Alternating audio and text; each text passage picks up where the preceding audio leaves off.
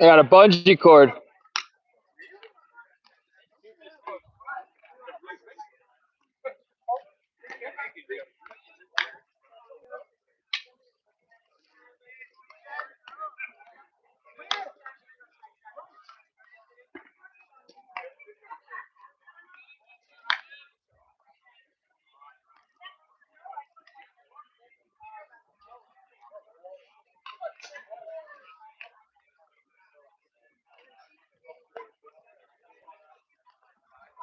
I don't know how he did this.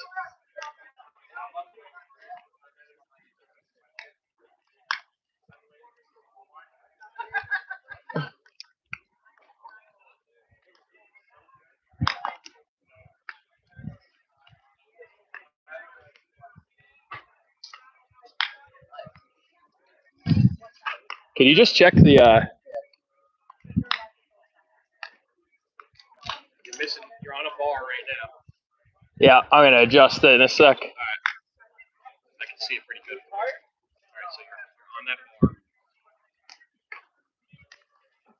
Keep going. All right. All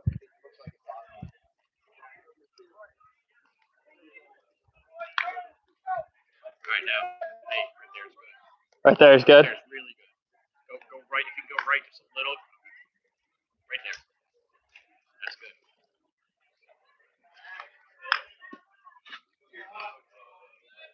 Down. Just go right a little. How's that? No, you get that bar. It's like right over. Maybe. Yeah. All right. I think you went too far. Back left a little, and a little bit more. I think you're good right there. Right there? Yeah, that looks good. I mean, that's as close as you get with those bars. That's good. Nice. You missed it first A a little. little. Let's see. We just do a quick. Slight adjustment. I think I can't see Yeah, first. that's good. That's good. That's as close as you're gonna get, I think so. All right. I think. Yeah, that's good. Oh, bungee's a good idea. I like that.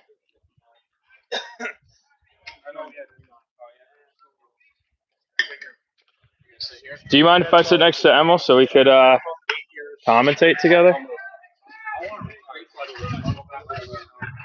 Could you give me an audio check when we're both in?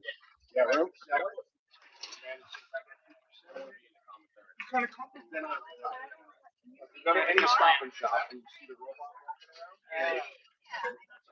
It's our taking over the world.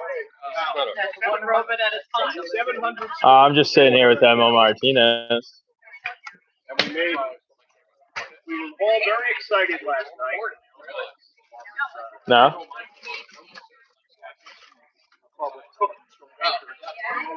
Just a little delayed, right? Yeah. Just delayed, right? I just want to do it one more time when he's got one and I got one.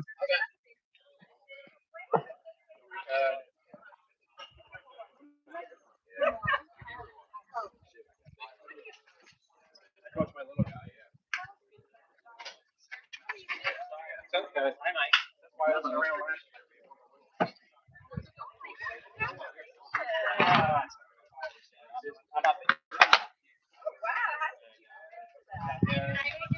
Just kind of fell into it.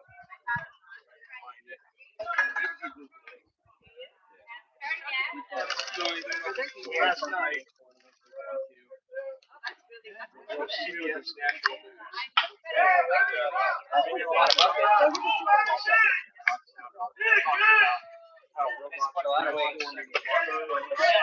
how dispatcher robots in 400 robots do. That one does two things. It does insurance Because it's so close. Well, this is the same thing. It's got it's literally locked. Right. Or, you know, and it's not perfect, but you're not guilty if someone slips, you're guilty if you're negligent. So that one does that, and the other thing it does is it monitors all the shelving for out of stock. Sends processes all that data within 15 minutes.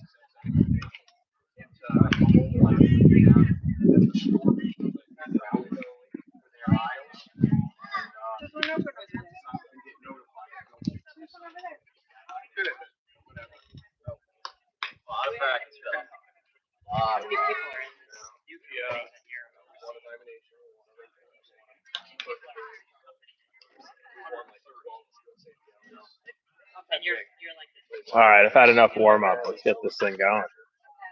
Right? Absolutely. Get this thing going. Yeah, I know, right? Oh no, you're good. You're good. It's good for like the chatter. All right, let's do a quick audio check. This one's gonna go in your left ear. So I got mine in my right. We're just gonna see if it still. All right. We're gonna be confirming with our camera / technical assistant Eric in just a moment. Or let's say head of technological development. That sounds better, right? What, then your assistant? Well, yeah. Cause assistant sounds too. Yeah, that's not fair. I'm just being honest. Say his assistant. He's not old enough to have an assistant. Oh, it's a big corporate. There's a big corporate effort. Please tell me we're going. According to this thing, we should be. I'm hearing you. Is it in your ear? Okay. Just give me like a testing. Testing.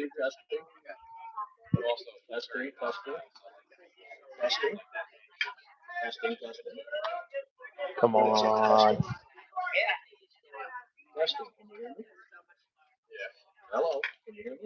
You're coming in way strong. I'm coming in way stronger, so it's only coming out of this one, maybe.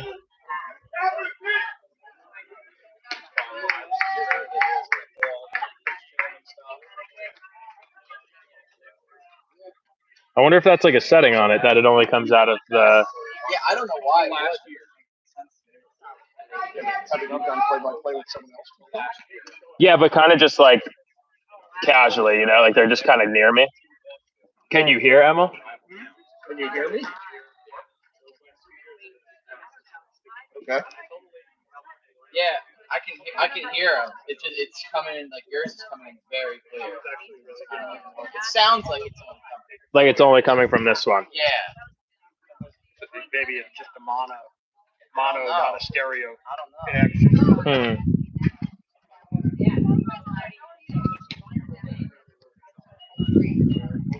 We might need Mrs. Daly. Yeah. That's technical. She's the technical assistant / like C-level at JBL. She's the king. The technical queen, yes.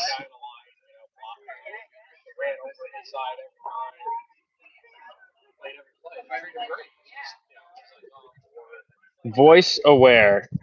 That sounds like something that would be aware of our voices. How about now? That makes you more aware? I'm aware. Can you hear what he's saying though? Like in general, like you could hear the words?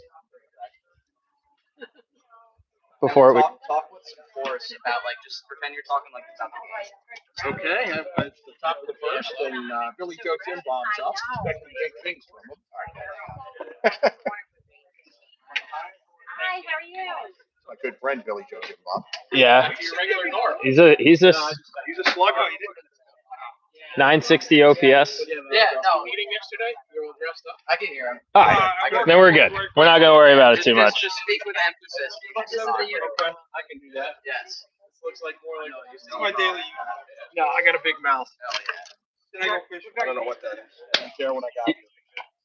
All right, folks. For those of you joining us a little early here at Lasorda Legacy Park, formerly known as Baseball Heaven, we got the East Coast Lumberjacks against.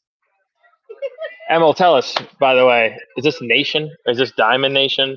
Do you know anything about Nation? I haven't seen it, but they got DR on their hats, so maybe they're Dominican Republic. They look, I don't know. Dodger Nation. We're gonna, before I get myself in trouble about why I don't think that would be the case, Dodger Nation is most likely who we are playing today. So, folks, we have a very, very special surprise. The Pembrokes have decided to expand the budget at your expense. And, $0 for payment of one bagel per game. you know, I actually ate the bagel on the way. So we have Emil Martinez joining us in the booth today, color commentating. Good luck, T. Emil, great to have you. Pleasure. Always good to be here.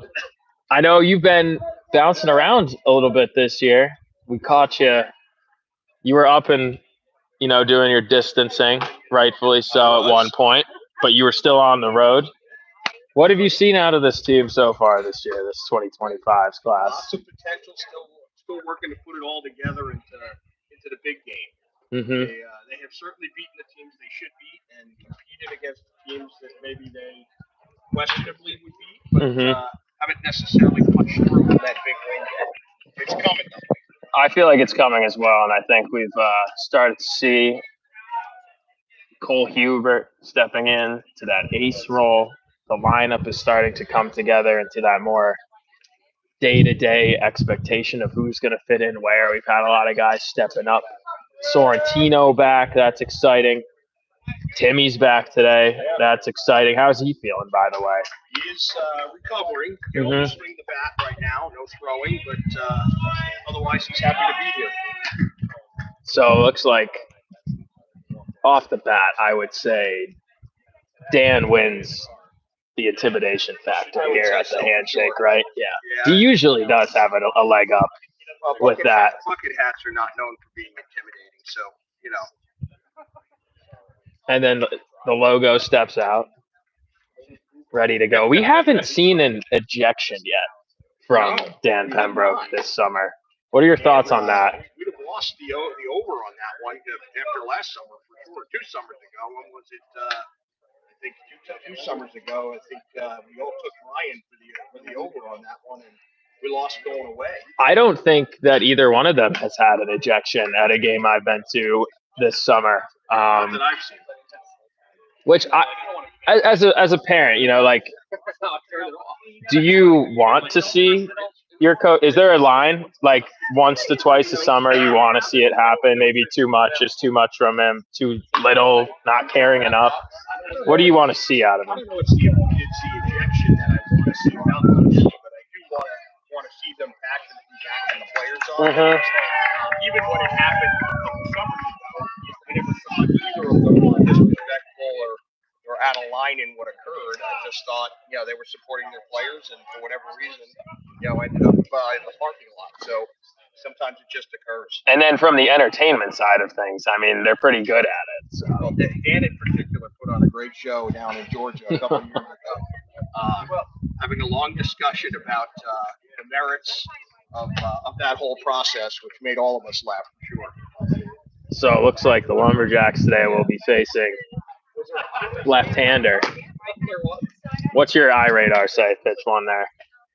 High 70s, maybe? Yeah, I was going to say. See, I've been a little bit overestimating. The further away I've gotten from playing, the harder I think the kids are throwing. Well, when you threw gas like you did. True. Everybody looks like they throw average, right? That's how it used to be, and now, like, it's been a while since I've thrown any gas, and so it's starting to look more and more impressive to me. You became mortal. Yes, exactly. I'm a mere, what would they call a half god? A demigod, yes. Good, thank you, Eric. Like Hercules.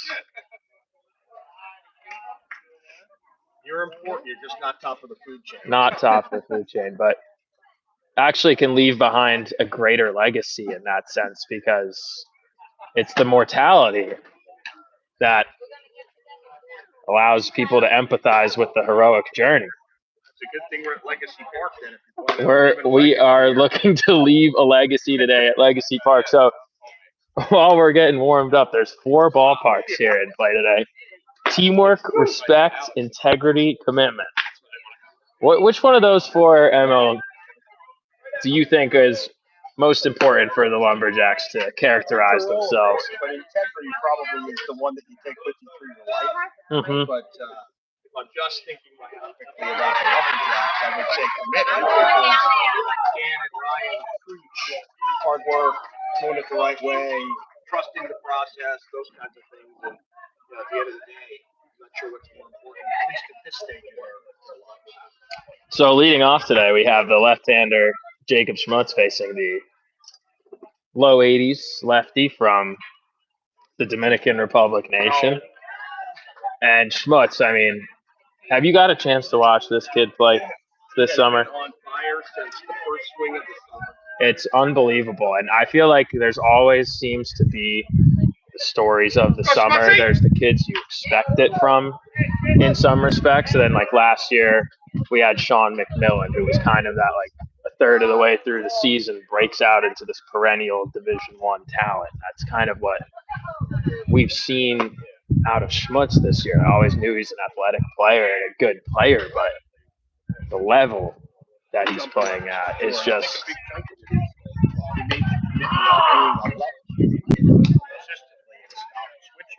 Not that he was ever a bad hitter, as a switch hitter, but I think focusing on being a left-hander only as he has really made it easier for him to stay consistent.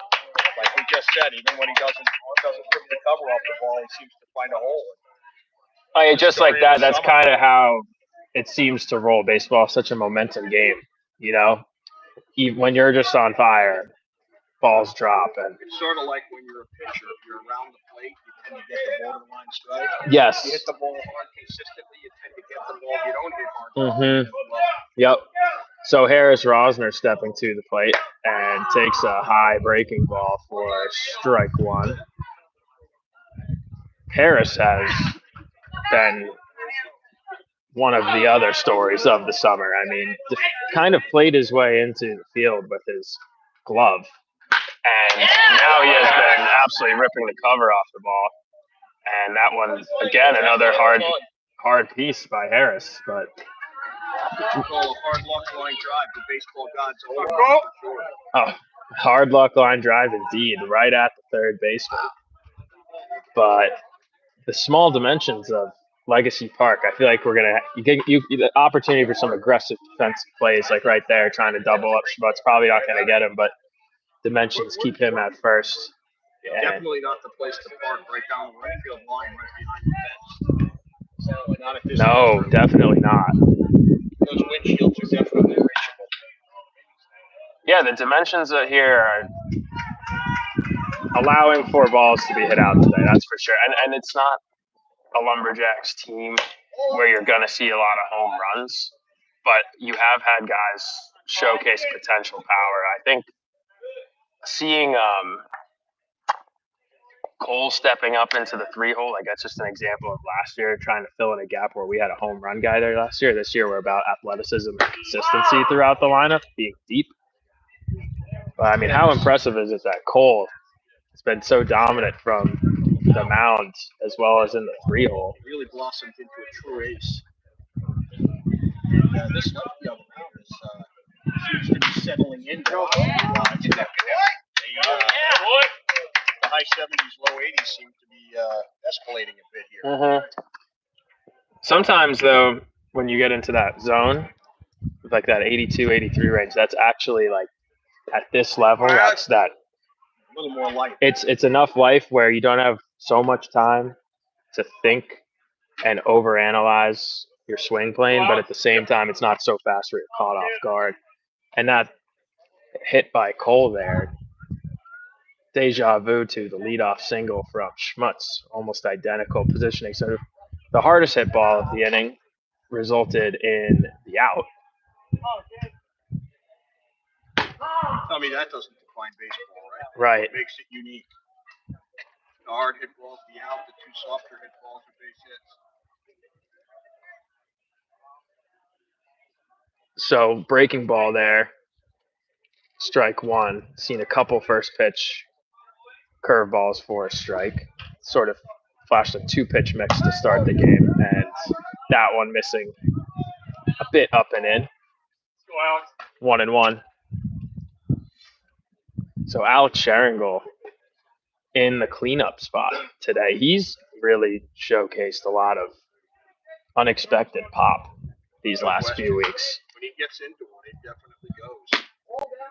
And I think as he grows into, the next couple of years, putting on a little bit of that end of high school into early college strength, plus returning to a metal bat at the college level, really going to see him able to look to elevate with the launch angle and actually swing for the fence and it not be an overcommitment in that regard. He's actually capable of in the right counts against the right arms, I think you're strategically right. swinging that way.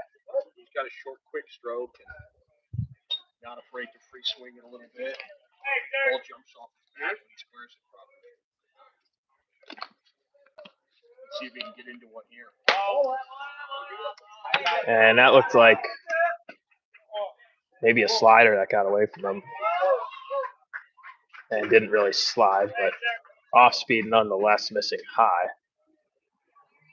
So first and second, one away. And a hard hit ball, but it's a double player. Hard hit turned by the nation, but ball was hit hard by Alex for sure. So 2 hard hit balls that inning result in the 3 outs and the 2 softest pieces of contact for 2 hits. So 2 hits, 2 left on. And Mr. Jason Daly, the right-handed twin, will be getting the ball for the Lumberjacks here. Bottom 1, 0-0. Mikey Martinez behind the plate. John. What a kid.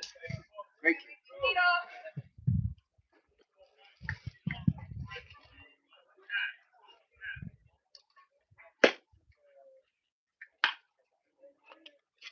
So, Emil, tell me how you remember Jason, Jordan, Jason. What's your personal go-to trick? You know what? If I don't see them with a glove on and throwing a baseball, I absolutely cannot tell them apart. I'm sure their parents can, but I sure can't at this point. I've been told Jordan wears 23, like Michael Jordan, so that one always helps. That makes sense. I hadn't thought of that. But then one game I saw him wearing 24, and it was because they were using different uniform. I guess the Pembrokes had to get an old one for him or something. And so I figured, well, 24, that's Kobe. That's not Michael Jordan, so that can't be Jordan. It has to be Jason. So the whole game, I'm calling him Jason. And I felt bad because I've been watching these kids play for 3 years. Should know by now, but. Heck, with all the ambidextrous throwers we see getting drafted now, maybe Mike should start selling them to a college. As like a dual threat. Interchangeable players, you can lefty and a righty. They should be allowed to, just take the field at the same time, like stand behind each other on the mound and just switch them off, like me characters. Hey, I'm sure nobody else can tell them apart in that circumstance either. So taking us around the infield to start the game, we have Jason Daly on the mound working with Mike Martinez behind the plate. Aiden Sorrentino over at first, looking like Keith Hall there at second base. Alex Sharingal moving over to short in the absence of Benny Franquise, and that ball, first pitch, rips down the line and left to the wall. That'll be 2.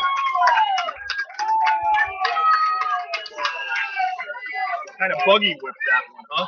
Didn't really hit it that hard, but kind of buggy whipped it into the right spot on the field. You got to respect it out of the leadoff man when they see a first pitch to hit and they swing hard at it. Just tend to kind of take everybody off guard just a bit. Sometimes you go in as a pitcher and you're just like, let's just set the tone, first pitch, strike of the game. And it'll get the over fastball to get started. And, I assume the leadoff hitter's going to take a few pitches and see what he can find. But he was aggressive.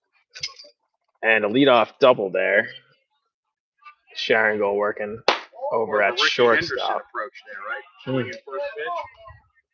We were comparing someone to Ricky Henderson yesterday, and I'm trying to think. I think I was comparing Schmutz to Henderson. I was just like, because he was stealing second first pitch, It's always hustling, got that extra energy out there as Jason falls behind 2-0 to the number 2 hitter. So before the action gets too intense, finish taking us around the infield. Evan Schickler, third base. That's been his staple position all year. Schmutz in left field. Amon Airy, Gold Glove candidate, in center, and Harris Rosner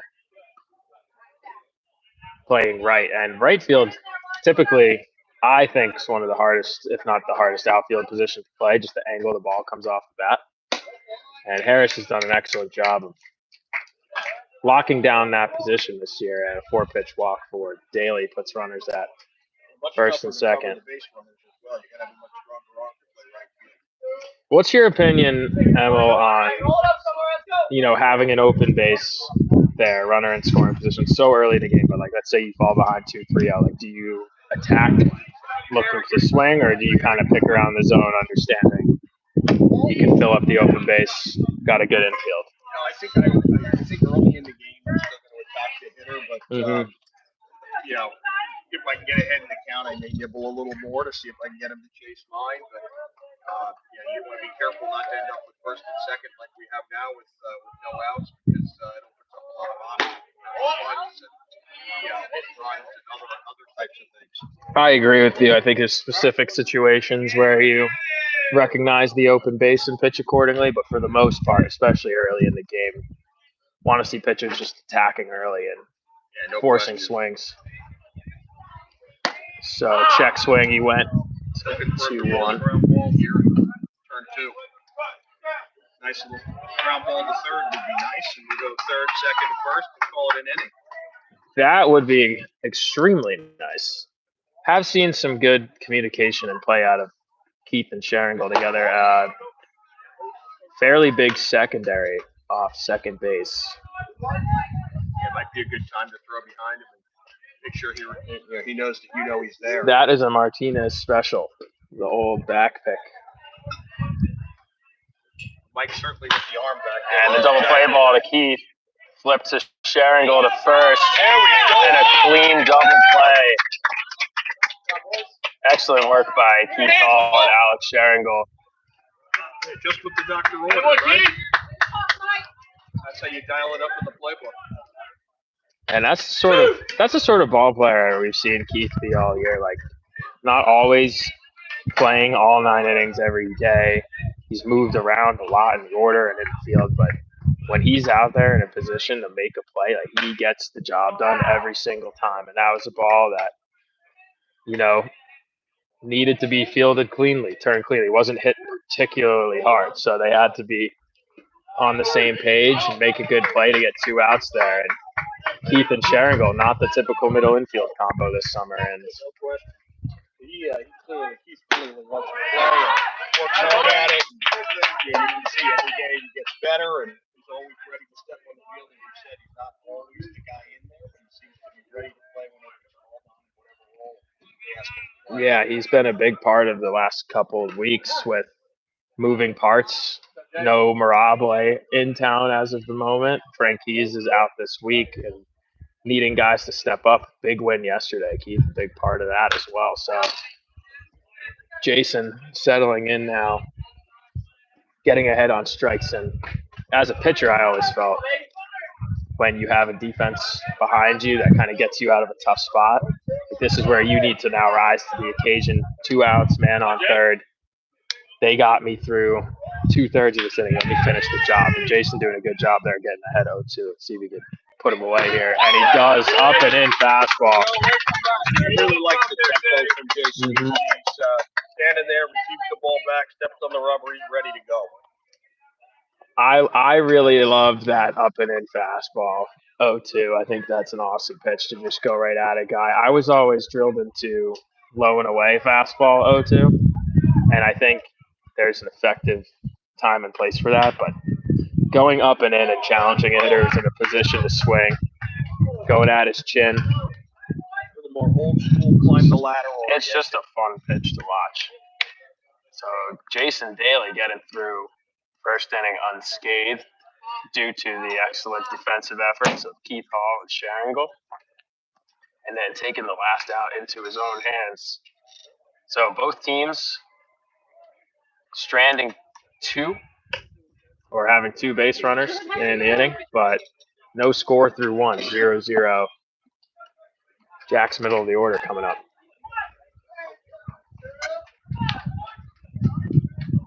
Good at this, Emil. I'm just talking with you. You done this before? This gentleman back here is doing the hard work. Our umpire behind the plate on a nice warm day. There's too much humidity. Thank you. Thank you.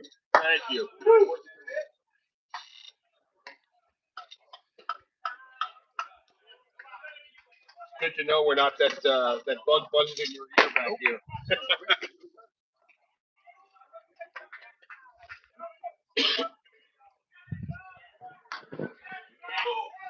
So Aiden Sorrentino will lead off the inning for the Lumberjacks.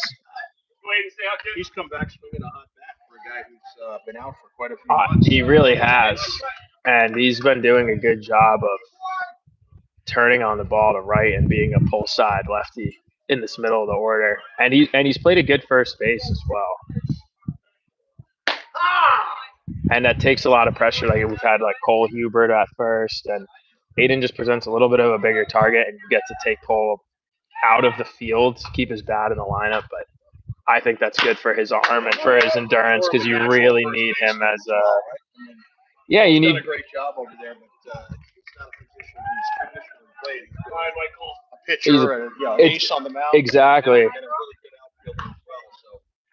It's good to have a more traditional first baseman, but also just on the side of like literally letting Cole have some rest in between because he's such a big part of the lineup offensively, but also his biggest role is going to be throughout his career as a pitcher, letting him focus his arm strength and talent in that regard.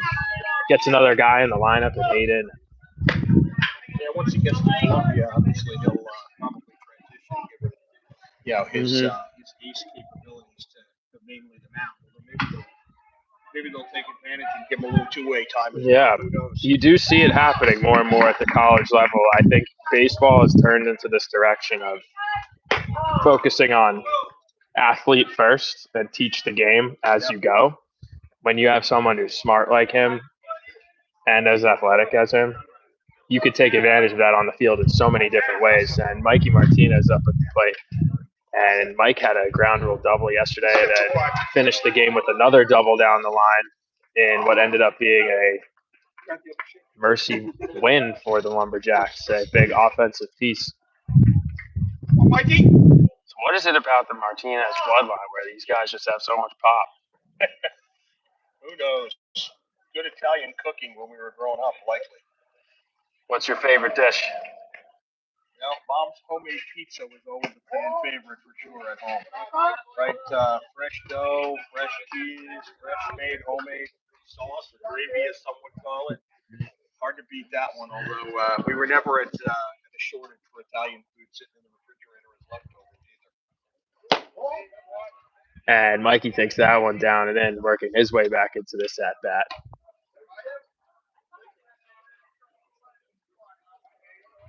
I've never seen a knob like that one on the end of his bat.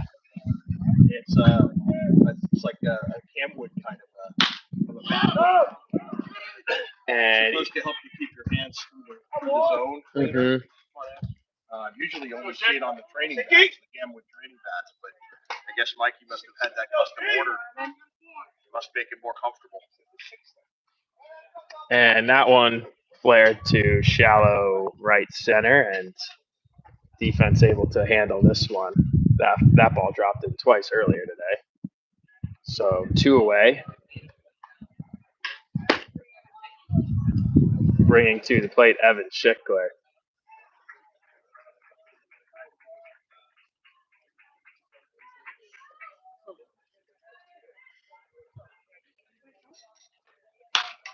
And a good cut there, but foul back 0-2. Evan's another guy who changed year over year. Last year he was a teenager. This year he looks like a man. He steps into the batter's box. Really filled out. Obviously worked really hard in the offseason. And I think it's just a matter of time as he rips that one up the middle for an 0-2 base hit, staying around nicely there. I think it's something too where sometimes see the fruits of that labor a little bit later, especially on the offensive side. It's almost like basketball. You get a kid who gets taller, quicker, more athletic, and stronger, but his shot's just a little bit off a few games. And then once you find that new rhythm and that new stroke to match your strength, in this case, new timing, a lot of kids, their bat speed gets better. Now they're out in front of balls that you used to time later in the zone. No question about it. In fact, on that pitch, as you probably noticed, he went up and in on him, and he still was able to get the bat head through and stay on top of the ball and hit a nice humpback liner into left center. And to be able to do that and stay short on an 0-2 pitch and still put an exit velocity like that on a ball really shows that. Not easy to do. No. And Keith Hall stepping to the plate. And it's a kid who just finds his way on.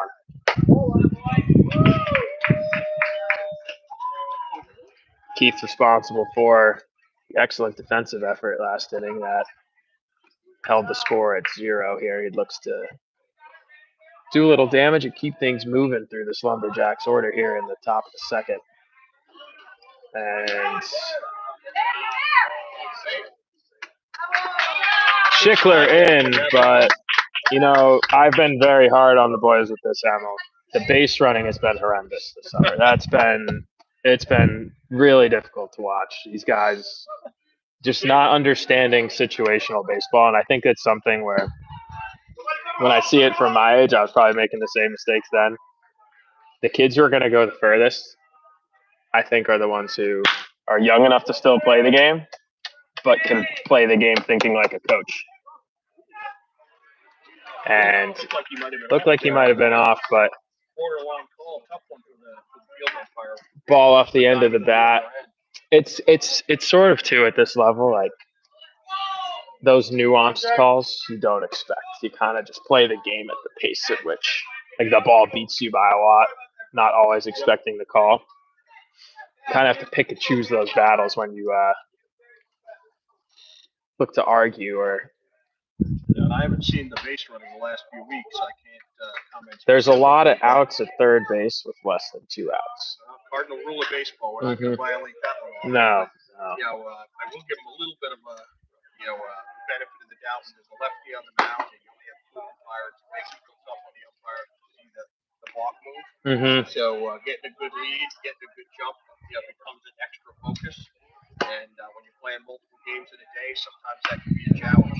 Absolutely. And in a game that's been not too much big offense so far, you do understand why and try and get into scoring position with 2 outs. I think we're going to see a big offensive effort next inning, though, with the second time through the order against this lefty. I think very likely. I think they've seen what he's got. And he's basically fastball, curveball, and moving the ball up and down in the zone. And we're seeing some guys seem to be figuring it out. Several balls already. So reasonably likely we'll start to see us string a few together. So Jason Daly returns for his second inning of work.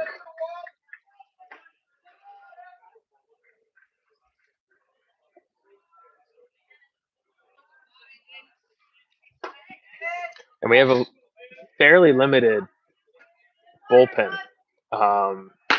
today with 2 games. JJ is here. He'll be starting game 2. Other than that, pretty much need the starters to go deep in. Pretty much Wetzel in the pen. Jordan here? Jordan is here. But someone's going to have to start tomorrow as well. So opportunities for a lot of innings for it. And Schmutz calls off area and left. I'm showing those wheels. And it's good leadership, too, by him. First of all, the hustle to get over there, but also Schmutz playing limited innings in the outfield, just making sure he was there in case he needed to be called upon. He was ready to step in. And yeah, as we taught when the kids were younger, the 3 B's of baseball, right? You're either on the ball, you're on the base, and you're backing up. I'm on clearly taking the run over there and making sure he's available if he needs to back up. And 1 out, swing and a miss there to the big right-hander over top 0-1. The 3 B's of baseball. When I think of the 3 B's, I think of Biggio, Bagwell, and Beltran. That's the killer bees. The killer bees. The old Houston Astros. These guys probably don't know any of those players. Probably not. And I'm old enough that with those guys, I was an adult when those guys were playing. I remember back when they played the Astrodome, and they had this cool thing in the Astrodome where if guys could hit the back wall of the Astrodome, you'd have to hit it, above the upper deck. They put a piece up to commemorate it. So there was a toy cannon up there for Jimmy Wynn and a bull up there for Greg Wazinski, and there were a couple others up there, but those are the two I remember from when I was a kid. Heck, I'm old enough that I remember when they were the Colt 45s and not the Astros. I always wanted a Colt 45 jersey as another fly ball to Schmutz retires the second after the weak ground ball single. So 2 away, man on first. Jason Daly challenging the hitters. Haven't seen too many off-speed pitches, which I really like. I really like that, especially first time through the order. Just challenge the hitters. Don't showcase your secondary, and then that way your second time through the order, it's like a whole new look. Very savvy approach between him and Mike behind the plate. Yeah, there's a difference between pitching a wood bat game and pitching an aluminum bat game. Mm-hmm. An aluminum bat game, you probably can change the speeds and try to get them on their front foot a little more. Wood bat game, challenge the hitters. See if they can square the ball up. So far, he's been fortunate enough to keep the ball moving around and keep the barrel off the ball. And you see him really pounding the ball inside, like even those 2 misses, up and in fastballs. I have no problem with that miss. If you're missing up and away, sometimes that could mean that, and a good adjustment there. Then he goes to the breaking ball after 2 consecutive misses, finds the zone again. If you're missing up and away by a wide margin, sometimes that to me could imply you're not attacking hitters. But when you're missing up and in, that shows coming at you, not afraid. This hitter, these two guys got a little beef on them. They look like they got some pop. So it's probably a good idea to mix some other things in and show them something you haven't seen before. And he does. He went to 2 straight breaking balls, gets the count even at 2, and now full.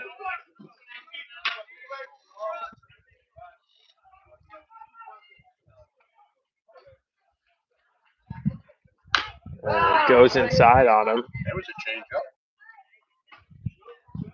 Haven't seen a lot of them, but that was very effective. Looked like a fastball coming out of his hands. And you saw Mike setting up low inside with the changeup. So righty, that ball's got to be placed really well. And he got it to bleed just over the inner shin, and that's a really tough pitch. And that one is a great miss. Just missed. And that's that was down. And I think that's credit to the umpire there. First of all, he can hear us.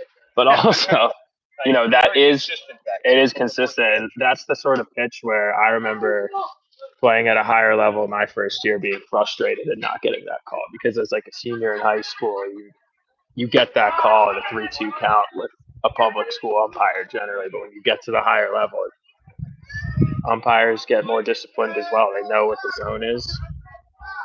But still an excellent miss, and that's a ball you want to throw. Because like you said before, if you're 0-2, pound the zone, you're not missing at all, you're going to get that call. I actually noticed exactly what you're saying in one of my older boys playing in the summer college league. First game I watched. And base hit to left. Schmutz, see if he can get it in quick enough. And with 2 outs, a base hit to left field. And the turf field advantage plus Schmutz charging hard keeps the runner moving on contact at third. So opportunity here for Jason to still limit the damage and come out of this thing unscathed with the only number that really matters. Yeah, we're going to put up another goose egg or a donut, as they say. And bases loaded, 2 away.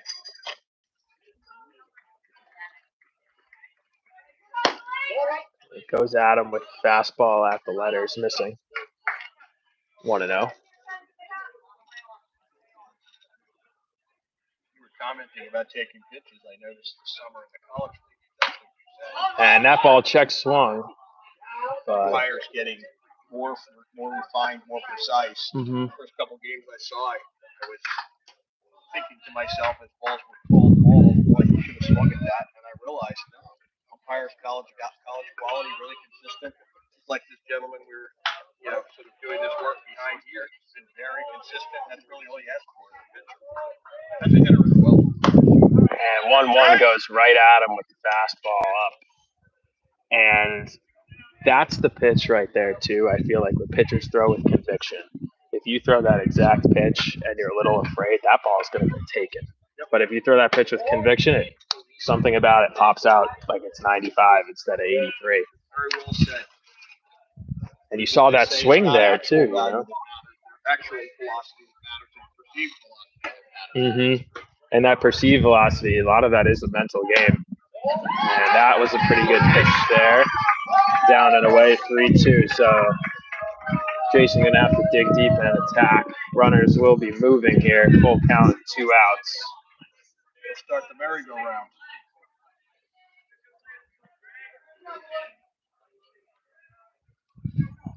And goes with the off-speed 3-2. A lot of guts going 3-2 bases loaded. Absolutely. That took me by surprise from back here, let alone if I had the bat in my hand, I had no chance. Shows what kind of confidence he's got in his stuff. So, excellent pitch by Jason. Back there as well, having the confidence to know his pitcher was going to throw something in the zone. That's the sort of pitch that separates people from being able to play at the next level and not. No question. See a lot of guys with more velocity, more spin, who aren't as successful in that exact situation because they have only one pitch they could potentially throw for a strike there. So Jason being able to go to that off-speed 3-2 and nail that down and in spot and get the swing and a miss, that's just impressive work. As we head into the third here. 0-0 ball game. Timmy Martinez set to lead things off. By the way, Emma, have you heard Timmy Rakes is one of the chants of the summer? What? Have you heard Timmy Rakes? I have heard that before. Yeah. Let's hope he starts off a little rally here by hitting some hard somewhere. And the last time we saw, Timmy playing consistently down south, one thing he was really responsible for in those big games was 2-strike situational hitting, giving Lumberjacks the lead in positions where they needed to make contact, and that's been something the rest of the lineup has struggled with throughout the summer. So I'm excited to see him leading off here and having an opportunity to swing. Bases clear situation. That was a good swing there, first pitch. Fouled straight back, 0-1. Absolutely, put a good swing on it. Hadn't swung a bat in about 3 weeks. Oh, the bat speed there looks fairly improved, especially all things considered. And swings through that pitch, 0-2. Timmy's first at bat coming off injury in a few weeks.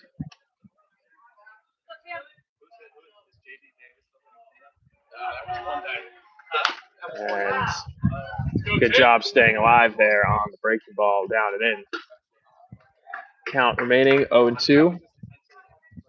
Amon Airy, the strategic last hitter in the order, I would say. More of a second leadoff position on deck. Call him double leadoff, right? Now, I've been saying that all summer. He's not been hitting or positioning himself as someone to hit 11th in an order, but when you have Schmutz leading off, but also your RBI leader, it's really good to have a deep order, people who can get on and run around the bases quickly. So Timmy making the pitcher work after falling behind 0-2 quickly. Now on the fifth pitch of the at-bat, 1-2 situation.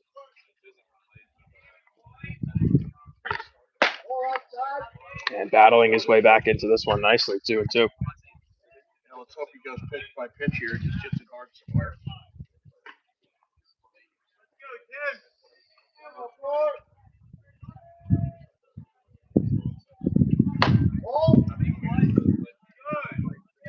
And a good take inside. Full count for Timmy. Regardless of outcome of this at-bat as well, if you fall behind 0-2 and you force an 8-pitch at-bat as he draws a walk from 0-2. Yeah, well said. It's tough to come back from 0-2 and find yourself getting on base. A lot of discipline, battling pitch by pitch, and That's the approach that everybody should take. Every hitter should take every at bat. Right? Winning every pitch as opposed to trying to focus on a particular outcome of an at bat is your way to the best overall outcome of the at bat. I feel like it. Timmy finding himself 0-2, understanding the situation, just won every pitch there. I think that's exactly right. I just have to say, I like listening to you when I'm at home. Oh, thank you. I appreciate it. Commentary better than some of the other ones we listen to. So thank you. Appreciate it. We have a color commentator today. Oh, you did? Well, I'm not listening. I guess I have to. I feel like this has been the most professional one thus far. We're gonna have to get Emily onto this. Listening it. All right. Oh, thank you for letting me know. I appreciate that. I don't do the chat and comments along. I usually let him know when you're too hot. Oh yeah, we're still working through that. Yeah, but I listen at home. It's the limited first year budget on it, so we'll get it going better. Budget's all on you, though. And Amon Airy stepping to the plate with Timmy Martinez on first. Get those big long legs on first, followed by a true blazer here at the plate.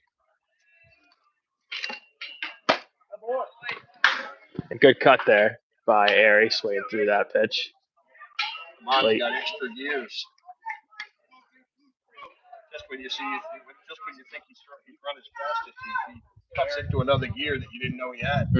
Absolutely. So I'll look to see him put something hard on the ground and just force. When he can force throws, we've seen a lot of defensive mishaps.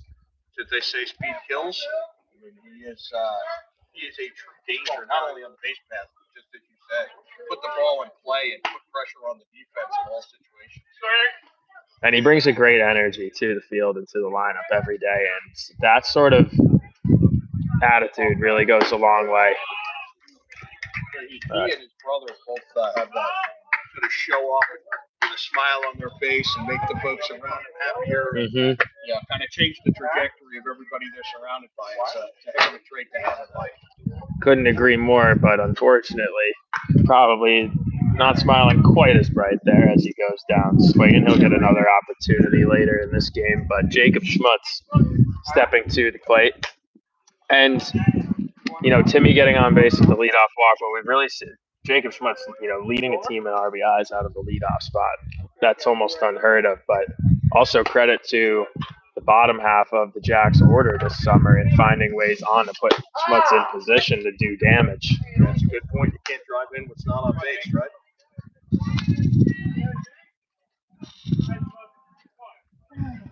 Jacob's been a model of consistency there at the plate all summer. Getting his pitch, battling pitch by pitch, and squaring up more than his fair share of balls. He sets a tone for sure, and that one off the ends. Another one that's wow. Yeah, we may sneak that one in, and we did. There you go. Good base running on all fronts. And, probably the two weakest balls I've seen Schmutz hit all year, and they both dropped. As we've said, just like it's that rhythm of the game. And credit to Timmy there. That's a tough play to judge on because that ball is going to get caught at different levels with different defensive positioning. But as hard as Jacobs hit the ball all summer, I'm sure if we look back at the box scores, we find a bunch of places where he hit a hard one right at somebody. Exactly. Odds owed him one. And Harris comes up packing. Okay, so here's the age-old debate. It's Rosner, not Rosner. Is it Rosner or Rosner? Which one is it? I blow this every day. Every day. And I overthink it every day because I got corrected, and now I overthink it every day. I don't know. I just call him H, and I don't worry about it. Oh, and he pimped it. Oh, what a swing. He's been on fire. He's been on fire. That's what I wanted to say. A great swing by Harris there. Yeah, I don't worry about the last name. I just call him H, and I don't worry about it. Triple H yesterday with 3 hits and a triple. Home run away from the cycle and took his home run swing there. but goes down on strikes. So 2 runners on and 2 strikeouts this inning for the DR National. But Cole Hubert now up in an RBI situation. And truly can't say enough about this kid. Love him up in a 2-out spot. Yeah, Columbia's getting a gem for sure. The more I see him pitch, the more I think they're getting a steal, and that's tough to say because, good baseball at the Ivy League level, they got a lot of good talent. Obviously, kids who want to go there for the academics as well, but the more I see him pitch, the more I think it's a steal. He's a double threat athlete-wise. He's quite a wrestler, been a state placer at least twice in his high school career. So he had more than one option. You can place in the Pennsylvania high school wrestling tournament. You're a heck of an athlete. Very hard place to be an elite athlete at the state level in Pennsylvania when you're a wrestler. Oh, they got that farm boy strength there for sure.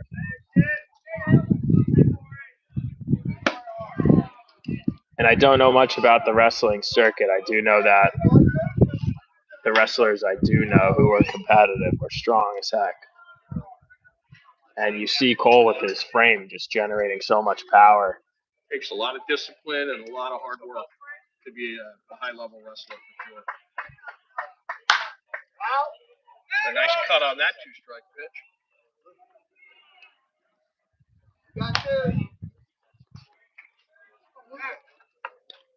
So 2 strikes now to Cole, but not facing the sort of stuff that I feel like he's worried about having 2 on.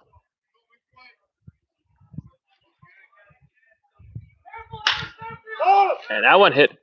That ball's carried. That ball really carrying, and a great defensive play by center. I thought off the bat. I thought it was a routine fly ball off the bat. It just kept carrying and that's that. He did barrel it. It sounded good, but swing speed probably at 75% there with 2 strikes, and he's still. That's that extra strength plus a little bit of wind up there. Hearing from the crowd behind us too, Joe feels the same way that the ball carried further than he thought. Got more barrel than it felt than it sounded like. And credit to the center fielder with shades of Amon Airy out there, able to track that one down over the shoulder for the 3rd out. And Jason Daly returns to the mound here in the bottom of the 3rd. Still a scoreless ball game. We'll see if he can continue this go job here. He just broke him down piece by piece after those first couple of batters. Keep the momentum rolling. Yeah, look for him to challenge some guys earlier in the at-bat, I think, too. Trying to get up 0-2. The less battling back we have to do, the better. He's made some really clutch pitches deep in the count. Also, I can't see the ball. Oh, yeah. It's so bad. Can we get a quick check on the camera, too, just to make sure with the foul balls and stuff? A lot of action. Should you go?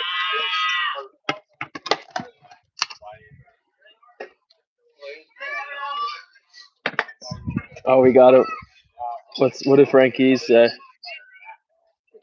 in the chat? Sounds good on YouTube. Yeah. So Jason Daly back out to the mound. We missed Benny. We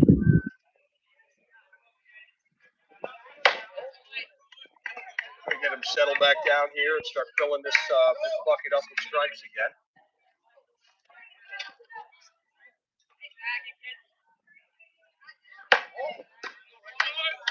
And that one missing a little up. A little out of sync to start this inning. Mm-hmm.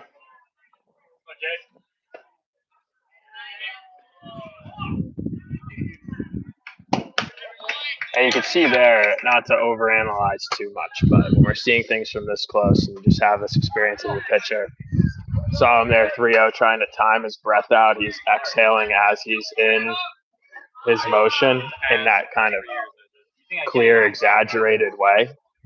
If you're showcasing that you don't have control over your breath first and you feel that physically, it's going to be even that much harder to control pinpoint accuracy of throwing a Looks a strike. bit like he's overthrowing a little bit. Mhm. My advice would be get back to what you were doing, pitch to contact, fill the bucket up with strikes, and let your defense do the work. It can be difficult to be someone who's as smart as the Dailies. Jason Daly in particular, just a high academic kid, and then also pitch effectively in situations where you need to rely on almost a more primal athletic instinct. And a ground ball there that should get his first sharing goal with a excellent play. Sparky Anderson used to say, I think for my pitchers and I have my catcher think for my pitchers, because the most challenging thing in the world, no matter how intelligent you are, is to pitch from the mound. And when challenged, he said, it's the quickest way I know I'm on earth to make a man an idiot is put him on 12 inches of dirt and make him throw to a batter. It is really challenging to keep your composure, keep your head about you, and then stay in the moment. Yeah.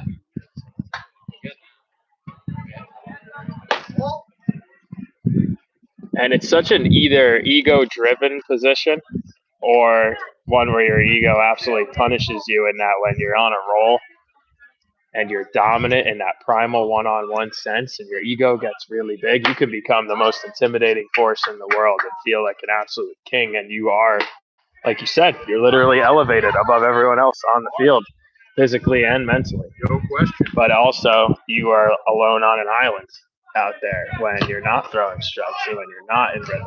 And a great play by Mike. And is it a balk call?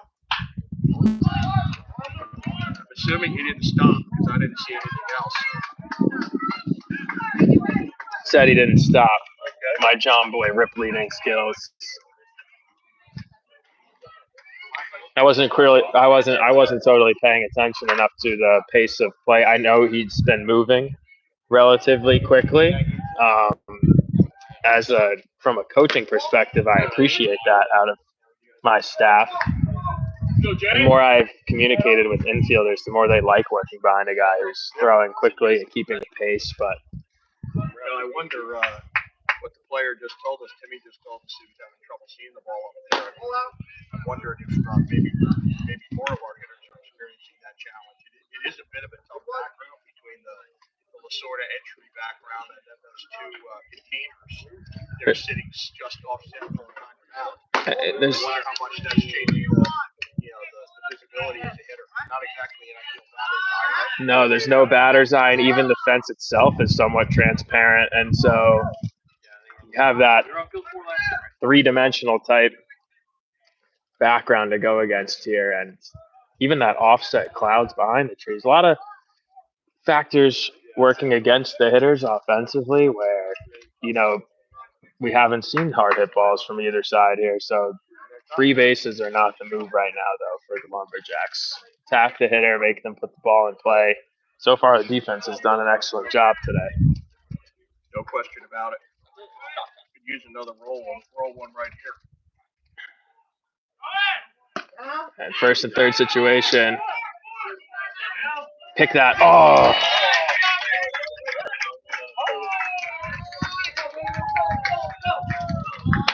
So Keith Hall coming across and actually capturing the runner in no man's land between third and home on the cutoff stolen base play. Usually don't see an opportunity at 4 there. Usually it's just kind of a cut and hold situation at this level. And the one hopper to Mikey just unable to handle it. Gets to the backstop, so now runner at third, and that's the first run of the game, and it's a scrappy one.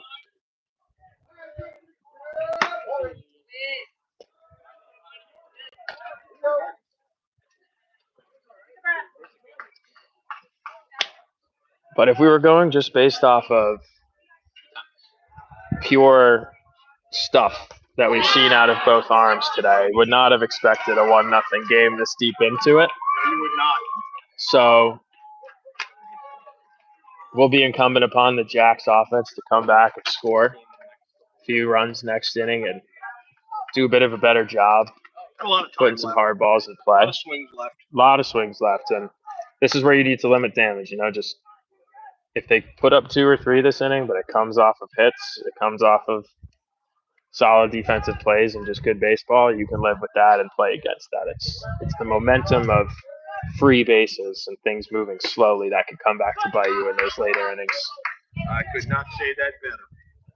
Nothing to improve on that one. Now let's see if Jason can re-harness his composure and settle in here. Maybe throw a ground ball here, turn two. Nothing else, just start filling up the strike zone a little more effectively. From the perspective of a catcher, we just saw that cutoff first and third play there. What are you looking for as a catcher in this situation, knowing how frequently teams run first and third at this level? I'm just thinking to myself, I'm not throw the ball in line, my second baseman in a position to have good visibility to what the third base runner's doing, and put him in a position to make a good throw.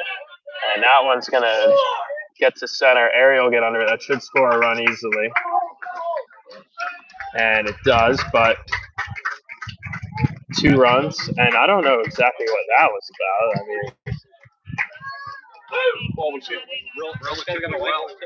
relatively well. I'm more talking about the way the kid crossed home there. That's really strange. Did you see that? No. He ran to home, stopped, did a big stomp, and then opened up his chest to the sky.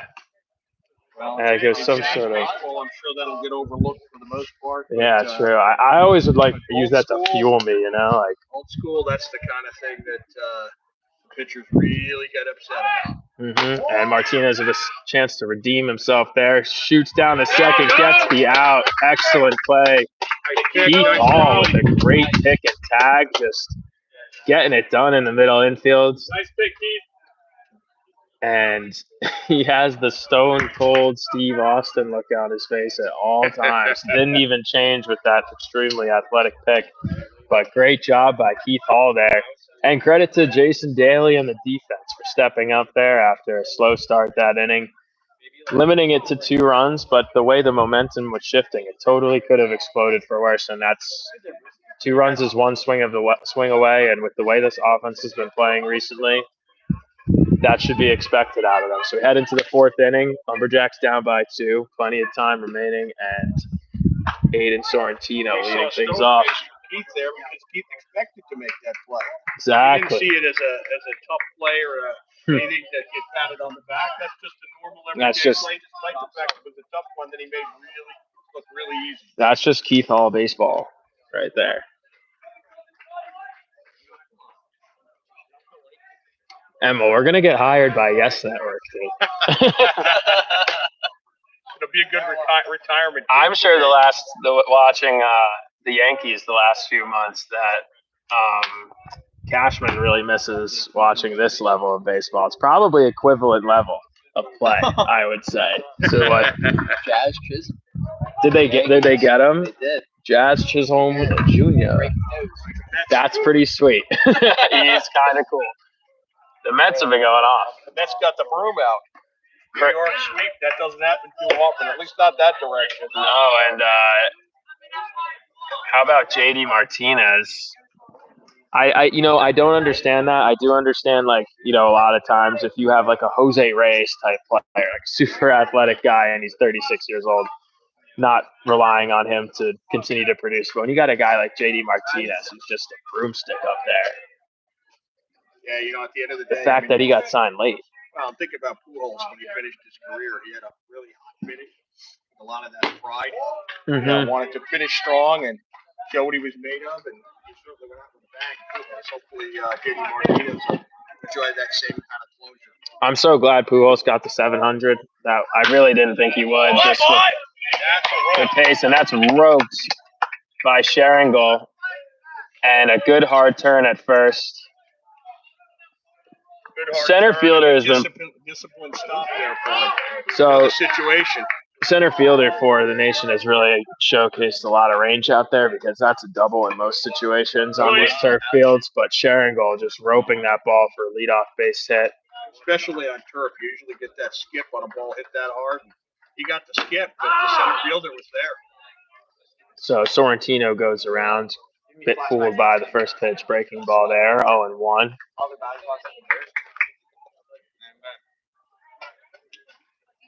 And these are the situations where the Lumberjacks are a really athletic, speed-focused team this year.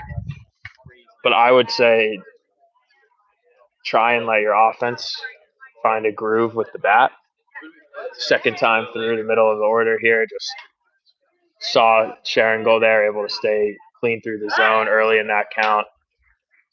Put your guys in a position to swing. Don't run into outs. You're only down by 2 halfway through the game. A lot of time left to put together some good at-bats. Right? Run the bases clean, hit the ball hard, catch the balls you're supposed to catch, throw strikes. Usually good things take care of themselves. And kids could get bored playing the game that way at this age, but at the end of the day, if you play a clean game, you're going to go 9 and 1 out of 10 games. No question. That's usually the way the process works. Yeah.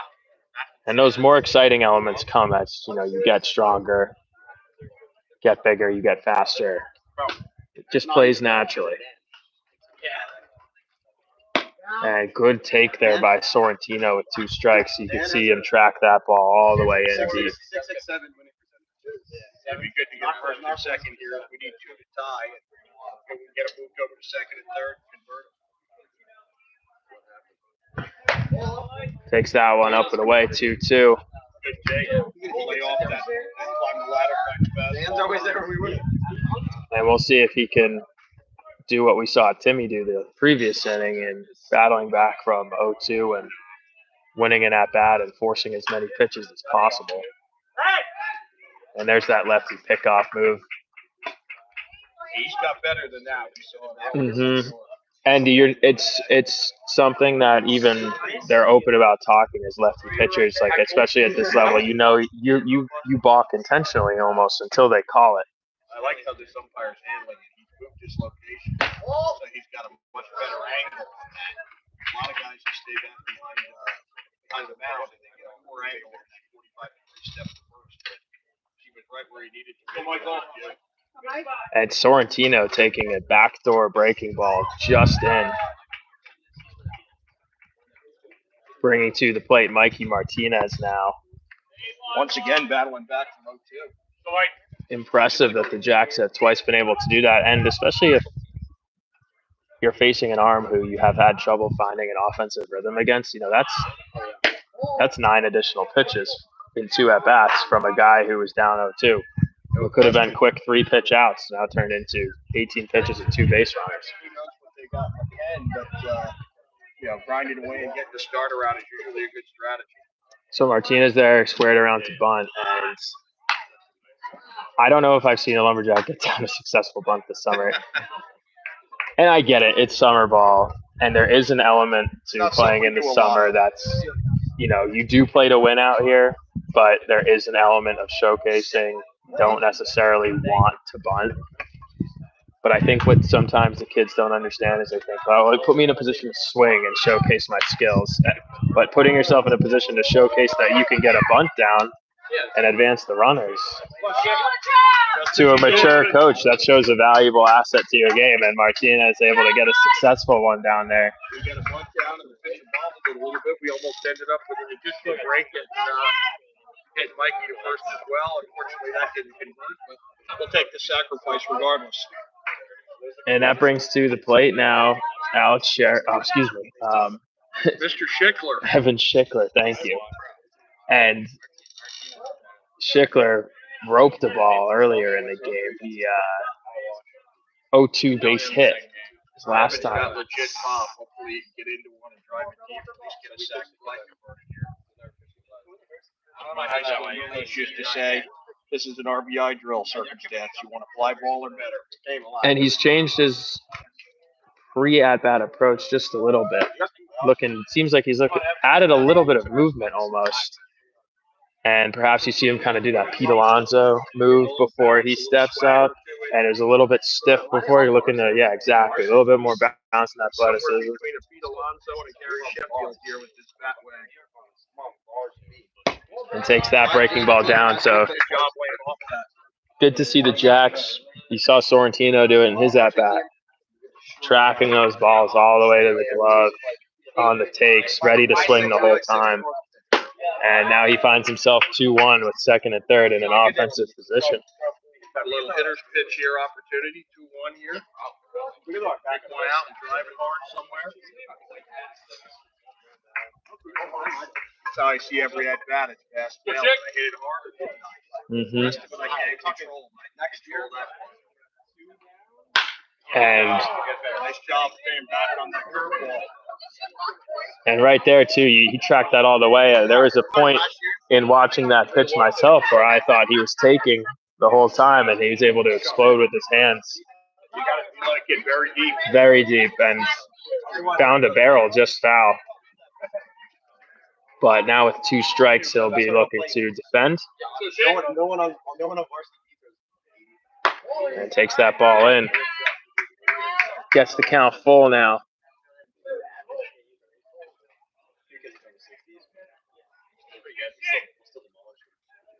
No merry-go-round here without a force, but still opportunities to move some runners. And he drills that ball. That may be gone. Deep left field, 2 strikes. Evan Schickler gone. A 3-run go-ahead home run. As we said earlier, Evan worked hard in the offseason and put on a lot of beat. Certainly showed it on that swing. And he's been looking for that breakout swing. And you could see the way he was tracking each of those pitches, exploding late on the breaking balls. Letting the ball get deep and short, quick stroke. Both of his hits today, 2-strike swings, too. Didn't seem like he even really changed the swing there. That was a short, quick swing. Just that natural strength or earned strength, rather, than natural. He's been putting in a lot of work for that. But the swing wasn't extra long there. Not at all. Under control. Just got that up and in pitch. And pretty much a no doubter off the bat. so Evan Schickler there with 1 swing of the bat, putting the Jacks up 3-2.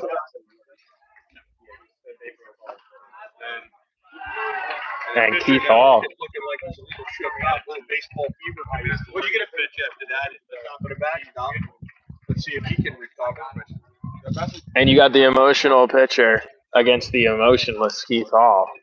Quite a contrast. Quite a contrast as he looks to get things started for the Jacks. And this is a great situation for him because it's a situation where you just want another base runner, keep the carousel going a little bit.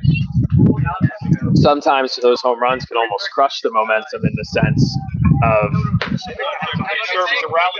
exactly, but I feel like when you got a guy like Keith who's up there to do a specific job and get on base, and now you have a man on first again right away, that's what you need. And no question. Up 2-0 in this count.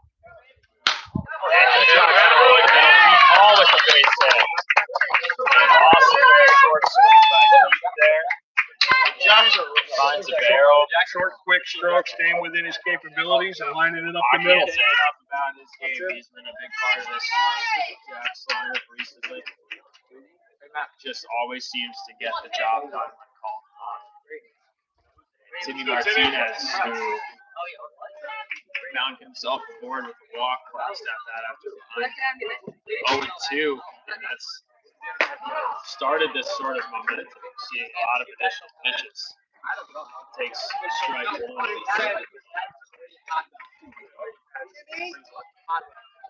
And Martinez swing. All 0-2. Finds himself in the same situation as that last at bat, down 0-2. He's got to go back to work and battle. Everyone knows Timmy rakes. It's been written in stone for millennia.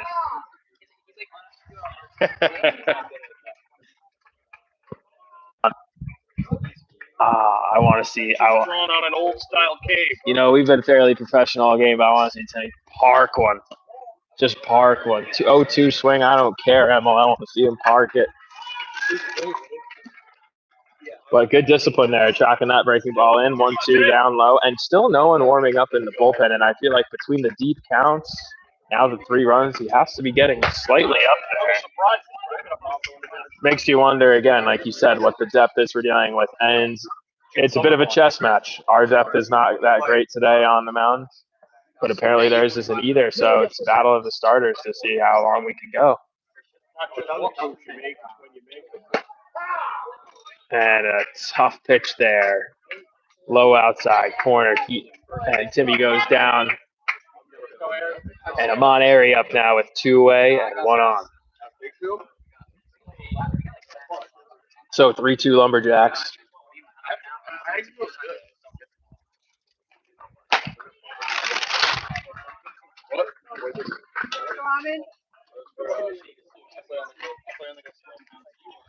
It's the top of the 4th, correct?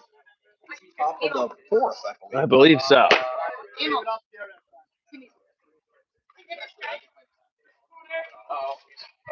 Working. Sorry, I don't understand sign language from this distance. He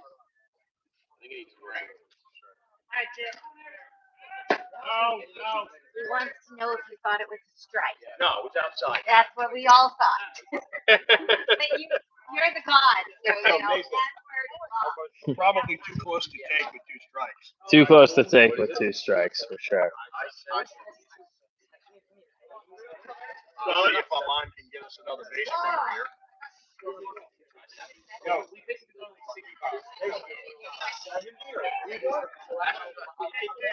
That's a tough one when you got an umpire who's calling a really good game back there. You know, it's a pitch you probably should take because it's off the plate, but you know, the reality is when it's close, you want to. And some of that too is when you set up there too as a catcher and you hit the spot, it's totally different than if they have to move the glove across. No question. But a ground ball up the middle, fielded cleanly, will send Jason Daly back to the mound for his 4th inning of work, but not before the Lumberjacks able to take a 3-2 lead behind the explosive power of Evan Schickler. And now we need Jason to settle in, pitch the lead, fill the strike zone up. And recognize that the 2 runs he's given off have come off of free bases. They haven't come off of any offensive threat. So it's a simple game for him right now. Just get ahead with strikes, and you can deal with, you know, a back and forth lead here in the 4th inning, the way we're starting to swing the bat. You know, if you let off 1 or 2 here, the game is not totally in your hands here in the middle of the game. It's just about playing it the right way and playing the odds. And the odds are that they're not hitting you. Just throw strikes. This is the inning where you want to set it in, make your job easy for the umpire, put the ball over the plate, make them swing the bat, pitch the different things we do to simplify the game. At the end of the day, you can count the lead. Ball over the plate, make the beat. And it's one of those situations where first couple innings there, teams are sort of playing to each other's level. Not too much pressure one way or the other. If you come off of the 3-run inning behind a big home run, that's starting to come around. Their bullpen clearly somewhat depleted. You go 1, 2, 3. Now you start pushing. It's like poker in that sense. Like you guys, you know, you win a small hand, they win a small hand, back and forth. Now we got somebody throwing in there. Yeah. And Jason, there you go. First pitch strike, swinging through it. 0-1. Big guy, number 99 here. It looks like he hit it over, sort of like a smart building.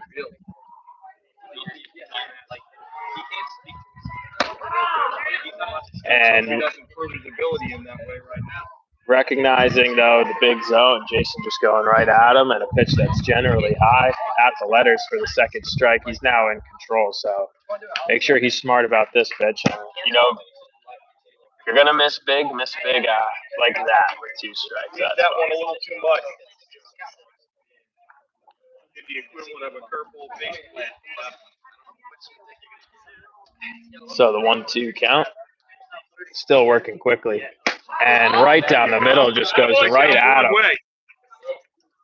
And he must have been sitting breaking ball or something, because that ball was pinpoint Almost too much of a strike for 2 strikes for my liking. Pitch right down the middle. Right. Just Definitely not the pitch you're expecting. quite frankly, almost too good of a pitch. But again, the conviction going right at somebody, sometimes that alone is enough to freeze you. So 1 out for Jason. Goes at him with the fastball high, 1-0. And 1-1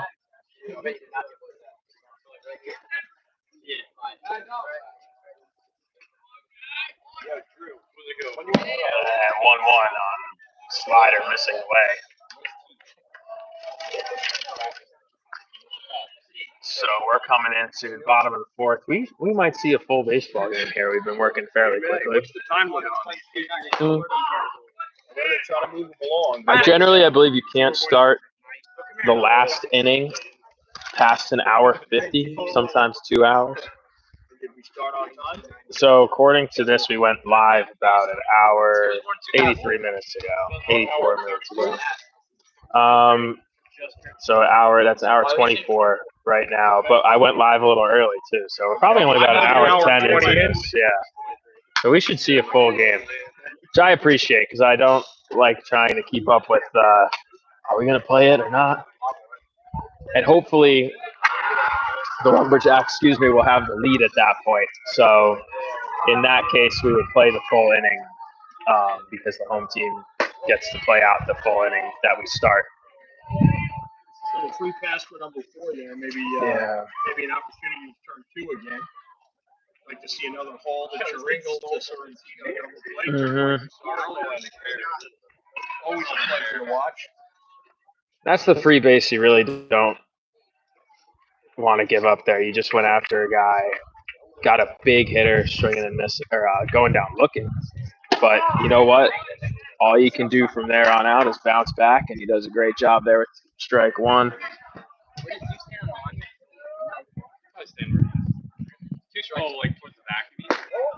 I'm a big believer you get a lead, throw the ball over the plate, especially in a wood bat ball game. Make that deep shot on the back. Sometimes a pitcher can be too focused on just not wanting to let off any runs, period, rather than playing for the win. And that's actually why I know this is old school, but I actually appreciate the win as a statistic because at the end of the day, I feel like the best pitchers, the team plays well behind them as a leader and wins the game. So I like the statistic in that respect. I understand, obviously, the limitations. But to the point that you're saying where you're trying to be confined, right? Sometimes throwing over the middle of the plate rather than missing off the edge. And right there, that was the same 1-2 pitch actually like that Timmy saw. That ball, maybe a ball off the corner, but thrown with conviction, set up out there. Exactly, and gets the call there. Great bounce back there by Jason. Yep. Who knows, but at the end of the day, it doesn't matter. Same result. And a good pitch there by Jason to get the second out. Second strikeout of the inning. He's working quickly. He's got a right-hander crowding the plate. Like I said, I appreciate Jason's approach. Ball right back to the rubber, ready to go. No delays, no overthinking. No market bird pitcher is talking to the baseball, none of that stuff. And with a guy crowding the plate, he goes right inside on him. That's a miss I can live with. So 2-1. I like this hitter's approach. He just got one up in him. He moved a little closer to the plate. Yeah, the way these turf boxes are set up too, they allow for it. So taking advantage. It's an uncomfortable position as a pitcher, can be. But to Jason's credit, he missed inside. A lot of times you see pitchers miss way out, try not to hit a guy or be too fine. And another free base for Jason, but at least, missing with authority and going right at his man. So Dan calling timeout here, 3-2 game. And without Coach Ryan Pembroke in attendance, You can never really tell what the mound visits mean then, because you don't know based off the coach who's doing what.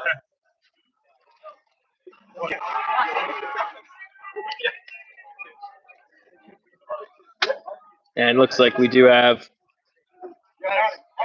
some light action in the Lumberjacks bullpen. No mask on for. Got the action just for them just messing around out there. Well, I know I see Lucas Seeger with a catcher's mitt on, but he's a kid who's been known to mess around as well, so I don't know for sure. You never know, right? You never know.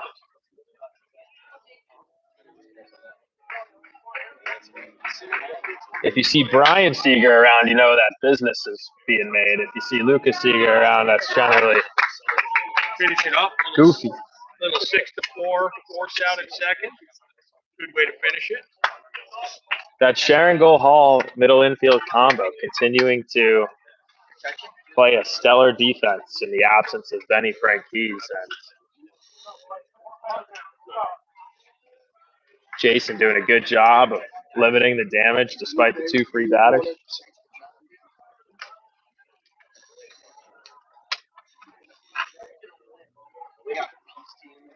And 3-2 Lumberjacks here heading into the top of the 5th.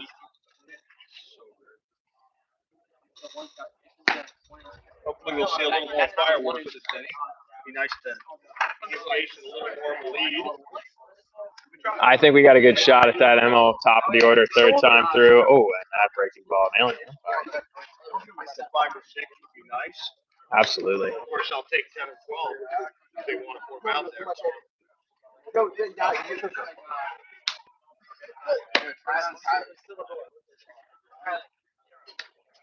we need in between inning music. We do need in between inning music. What would your playlist be looking like here? Top of the 5th, 1-run lead. You know, I feel like the momentum's on the side, but still a close game. I think stick with your game plan.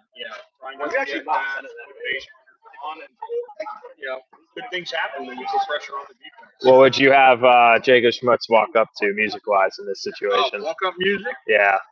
I when I was playing, I was partial to something that woke you up. An old style AC/DC, or an Ozzy Osbourne, something played really loud. Yep. Does 2 things. 1 keeps you awake, and 2 stops you from thinking. You don't want to overthink when you're a hitter. You want to go out there and have your game plan and execute. Definitely not a soft song. You don't want to be lulled to sleep. No, like none of this like little baby stuff or like whatever the kids are listening to these days. So when you're in the car, 9-hour ride, and you and Timmy are heading down to Alabama or something for a Lumberjacks tournament, who's got control of the aux? What's that? Who has control of the aux? So thank God we have AirPods now. So this stuff, and for me, usually it's an audio. Talking to somebody from a business perspective. Usually it's in the back of a limo with the screen closed. How would you say, what would be some of your key takeaways as Jacob Schmutz in a 1-2 count? But I'm almost totally fine doing color commentary with him because I just expect him to get a hit, as he does. The 3rd of the day for Schmutz. Hey, when you are hot, you are hot. And again, another ball just kind of off the barrel, but 2-strike approach. Battling it off. Getting it in play. Oh my God. So Emma, I see you on business calls at the games. You're doing a lot of traveling. What would you say some of your key takeaways, your biggest key takeaway from your baseball career that's translated into your business career, how you handle that business, how that's helped make you successful? The biggest one is being part of a team. Recognizing that not everybody's the same. Not everybody sees things the same way. You're the one guy in the field that sees the game completely different than everybody else. Right? You see it facing the field, everybody else sees it facing the field. So you sort of take some of those things away, and it gives you perspective. On how to make people work well together. And you're trying to think of it from that perspective. For me, my baseball career ended what I would like to say was prematurely, and that it ended on injury. As a catcher, being a field general, I'd like to think I brought want some of that leadership. Positive effect the business that way. And Harris Rosner now 2-1 count, man at first on a leadoff base hit by Schmutz. That's an interesting quote you just had there that I had never heard. And I feel like it's a fairly straightforward metaphor, but I've never thought of it that way. As everybody faces home plate and the catcher faces out. That's completely different view of the game, right? Mhm.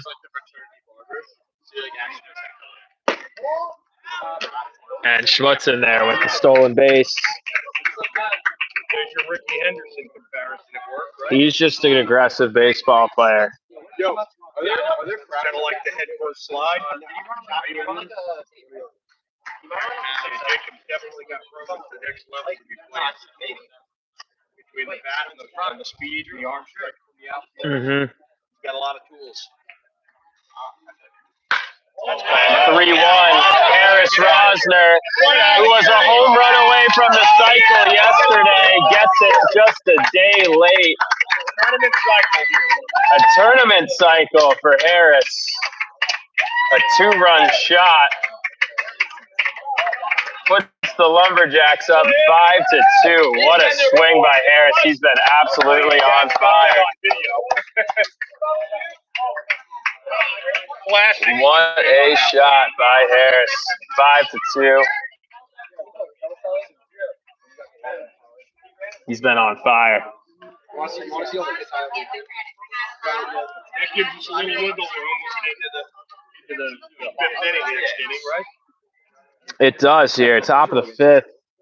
3-run lead now.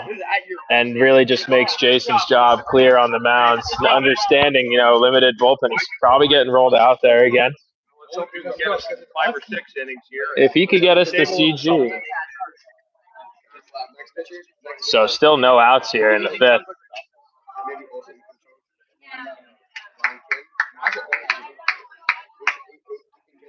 Hit that one into the picnic stand out in left center.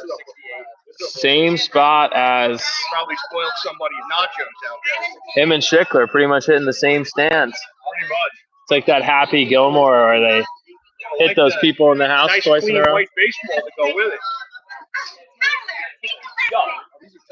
So we get to the pen now for the nation, Dodgers Nation. Now confirmed because he has the wrong shirt. Apparently he didn't get the memo today. He's got the wrong jersey. Either that or What does that tell you about the pen? out for the day. You know? Got a live arm. Ball comes out of his hand free and easy. Definitely one of those. It's the arm when you see someone like throwing like this at 17 where you would say it's projectable. You can imagine him in 2-3 years with a college routine and putting on 15, 20 pounds, maintaining this arm speed. Like you have the projectable the whippiness really and the athletic movement, but at the current moment where we're standing, it's a great speed to hit. That low 80s, 82 level. Kind of has a bit of that. Who is this reminding me of? Like Madison Bumgarner-ish, the leg lift. Pretty simple approach. Pretty much comes straight at you. And we're right here in the heart of the order. He'll have to start off against. He will have clear bases. Some of that time you were talking about. About an hour and a half into this game here in the top of the fifth. Jack's now at the 3-run lead. What did you say it was? No inning after 145 or something like that? Can't start an inning generally past like 150. Sometimes it's 2 hours clean. Just depends on the specific tournament. If I had to guess now with the new pace of this game, we're going to play 6 full. That's what I would guess too. We could take up to 5 or 6 minutes with the warm-ups there. That changes the trajectory a little bit.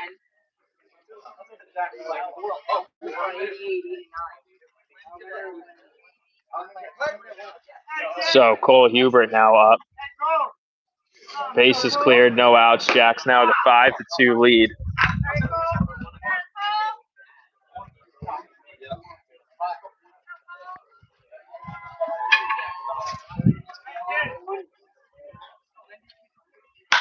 And he smokes one to right center. Oh my gosh, but the center fielder has now robbed him twice of extra base hits. Cole's been hitting the ball really well today.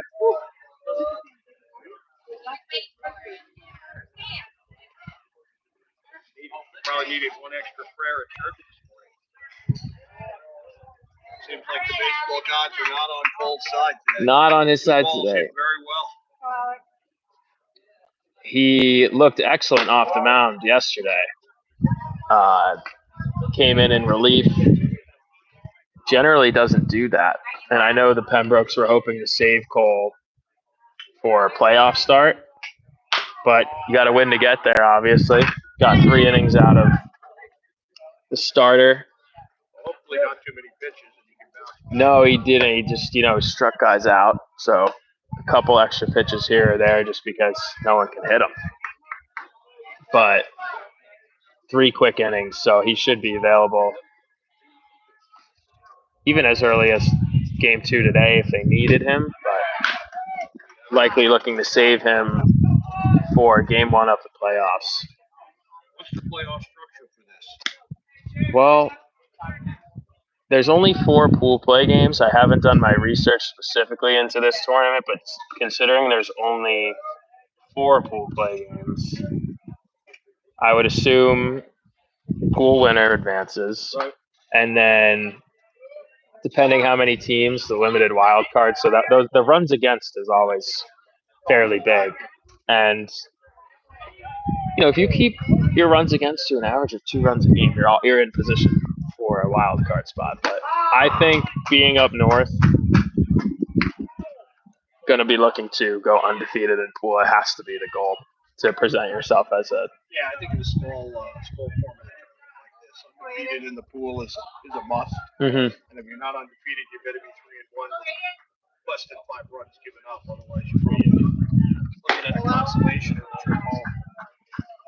And a tough breaking ball there taken by Alex there, bringing up Aiden Sorrentino to the plate.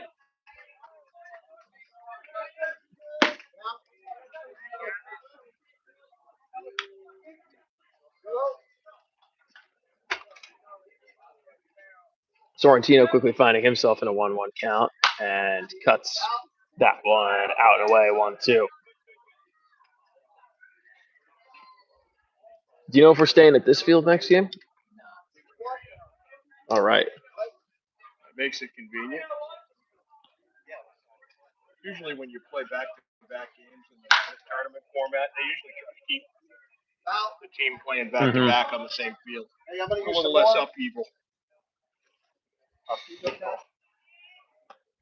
And a 1-2 count now to Sorrentino.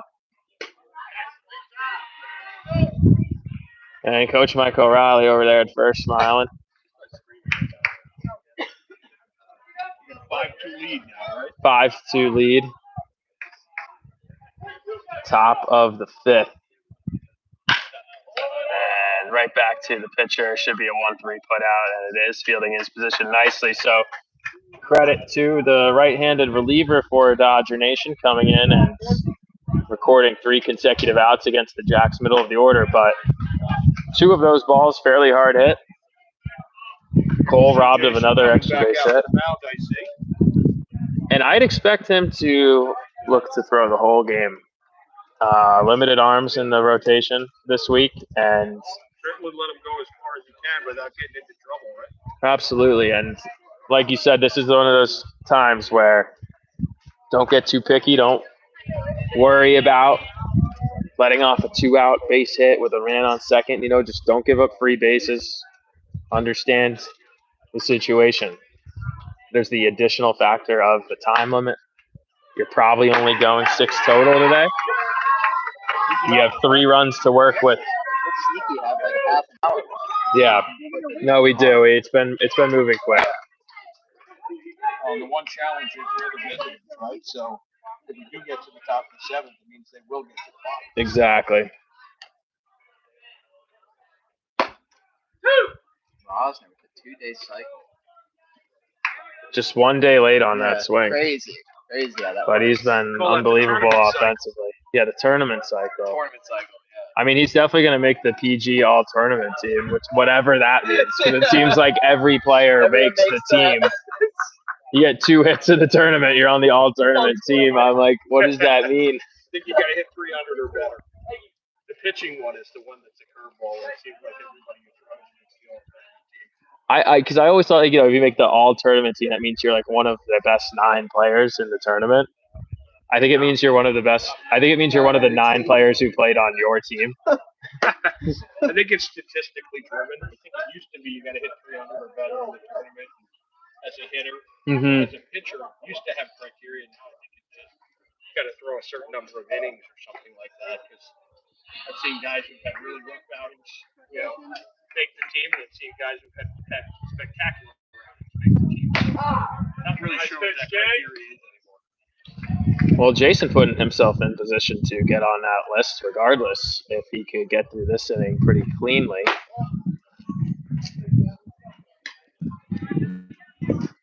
And just looking to pound the zone, force some swings here in the bottom of the 5th, and it does just that there to even up the count at 2.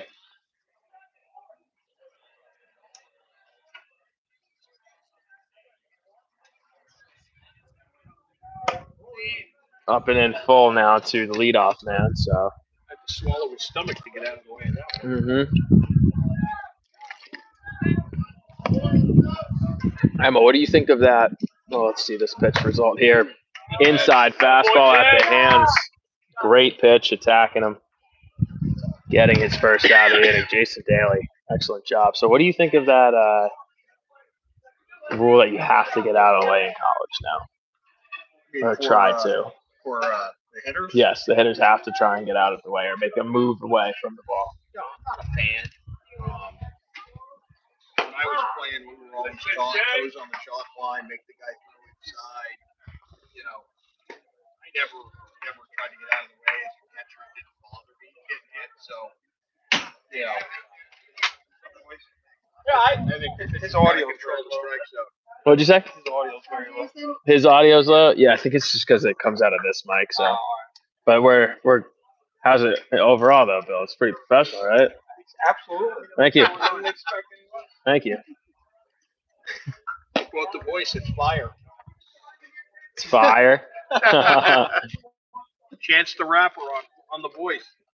It's a universal answer. No, fire. you're even old with that. Well, that's the thing. Yeah, he likes Chance the Rapper, and he's old now. He's on the voice now, though. Yeah, exactly. Yeah, your guy's on the voice. Oh yeah. Yeah, your guys now. What Paula Abdul was for us. We're like, who is she? I've never heard of her, but she's on American Idol. That's what Chance the Rapper is for these guys. Oh, it's over. Yeah, we're old. We are officially old. Welcome to the club. No, I'm noticing like how much more. All of my friends now are 60. And Hey, Bill and I qualify for AARP, so what are you complaining about? I don't know what that is yet, so I'm not that old. Ground ball to Sharingal, range, and a great throw. Sorrentino getting back to the bag. What a play. Great job from Alex moving his feet to stay in front of that and set for a good throw. Unbelievable job there. Yeah, 2 outs for the Jacks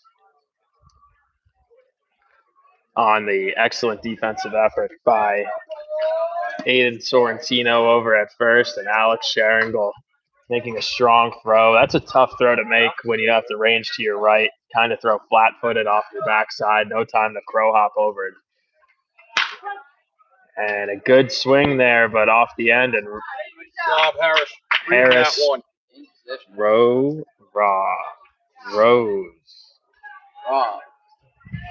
Rose. This is awful. I am so bad. We should interview the fans here. Interview the fans. Are right next to us. Let's do a poll question. What kind of poll question do you want to ask here? right there. That's Carl. No, because he's told me so many times. I'm self-conscious. What poll question should we ask the fans here? You know what? I don't know. That's a good question. Poll question. You know, let's ask the umpire. Well, Mr. Umpire, what kind of poll question should we ask here? What are inspiring minds want to know here? Infield quadruple. Who knows that? Who knows that? Oh, that's a good one. Right ball. All right, Bill.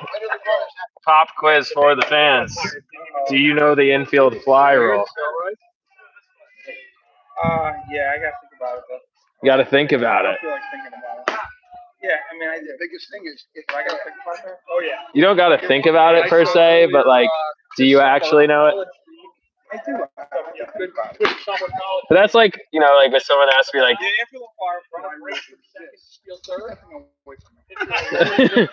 no, so just tell me the rule. Just tell me the rule. And I immediately, I said, morning's the first. This guy can go. He can drop. I was going there. The infielder could drop. Good. On purpose. That he could do. Right? I know why it exists. I'm asking what the rule is. Yes. So that is why the infield fly rule exists. So when is it? When is it? When does the infield fly rule apply? In what situation does the infield fly rule apply? That's like this is the umpire's pop quiz, not even mine. I would say. I would say you know. Mikey Martinez with another double smoke down the line. Absolutely destroyed that. Mikey Martinez's bat has been eaten up. If there's a man on, one out, right? Or no, right? Or no? Now I'm wondering. I think it's. So here's the ball. Here's the second. I don't know.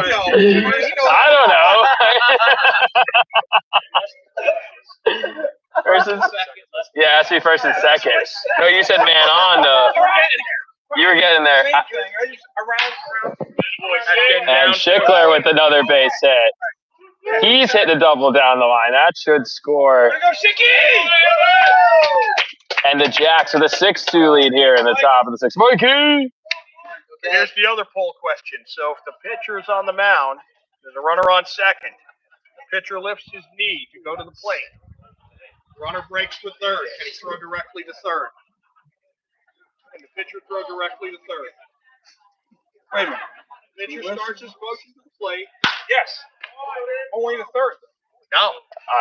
Tough. Not unless it's occupied. Base running. No runner on third. He can't throw to third. Thrown out at third with no out. It's a ball. Dude. Well, that's why I got a lot of balls. Once again. I should know that. I think something's weird with this. We must have had a break in the audio. Or a break in the action. How many men on the field? Yeah, you could check it because it could be my phone died or is close to dying. To me?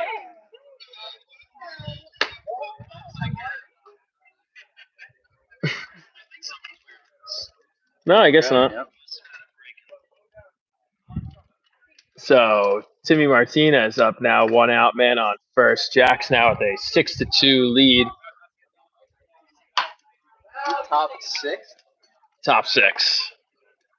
Yeah, yesterday we were playing the game. Excuse me, swing on that one. Yesterday we played a game, Emma, where we had me, Eric, and Phil. And the game was, late in the game, we said, who can get the most out of 3 questions?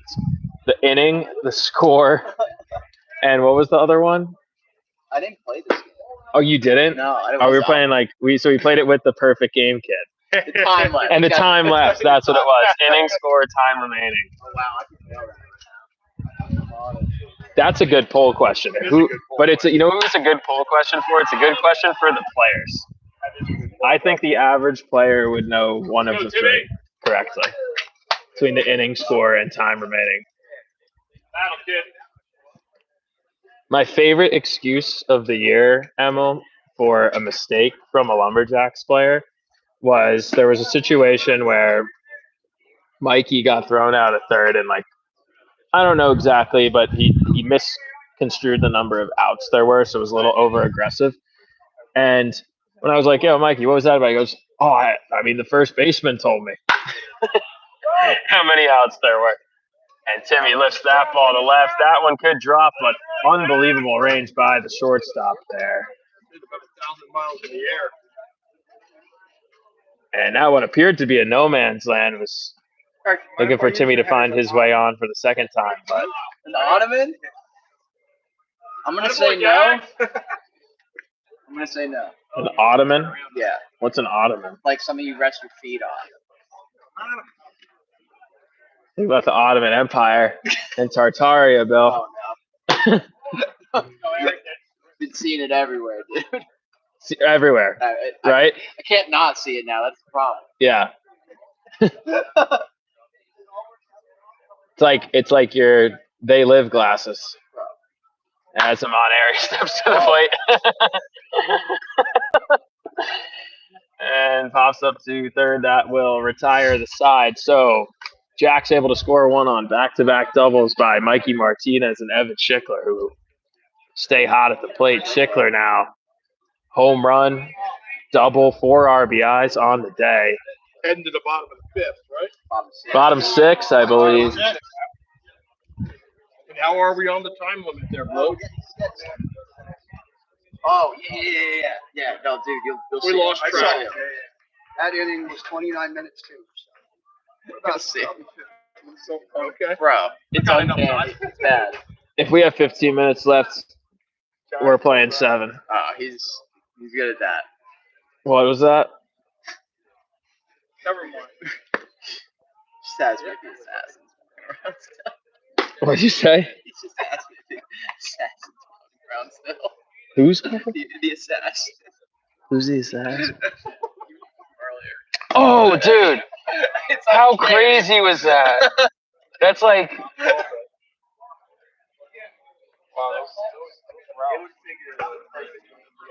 I know. I could see a perfect game kid doing that. Well, it's like the whole like Challenger thing where like all of those. Have you seen that? No, what are you talking about? You know, like the Hey, you got the a lot of confidence old in these pitches. NASA thing Yeah, that you blew give it up. Oh, back challenge. to Yes, them. yes. Have you seen that? Like all the astronauts, like they didn't even change their names; they're just like out doing other things. Oh, I Like believe it. doppelgangers with the exact same name, same age as they would be. Oh, bro, it's crazy. These are real people. Like they've like interviewed them, and then like they're like, I am not the astronaut, but there's more than one of them, and like they all look just like them, the same name. Like one of them's like she works at like Penn University. Quick. Tomorrow, I have 2 musicals before our game at Fire. I'm going to be late for the start of the 3rd game. So start the game, and I'm going to be there when I get there. Okay?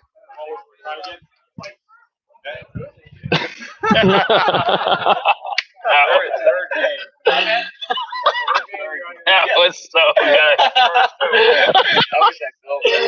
Yo, John, that was awesome. That was awesome. It's been really good energy today. Yes. Are you done? No, I'm going to run to the restaurant. Okay. I'll take it over. Because if not, bad things are going to happen. That was awesome. So many of those. Really good energy Right, today at Lasorda Legacy. You just feel it in the air. Beanie Seigel energy. Was that a flyout? It must have been, right? Yeah, right to share. Sharingle? Wait. Sharingle like infield pop up, or you mean It was Schmutz lined and right left? to him. Oh, lined right to Sharingle for the first out. Yes. And one away here, bottom of the 6th. Jacks now up 6-2. It's on the baseball. What's the name of it?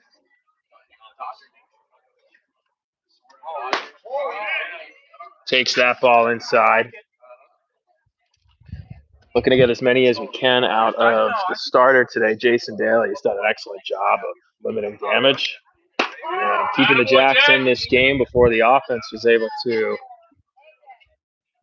get rolling.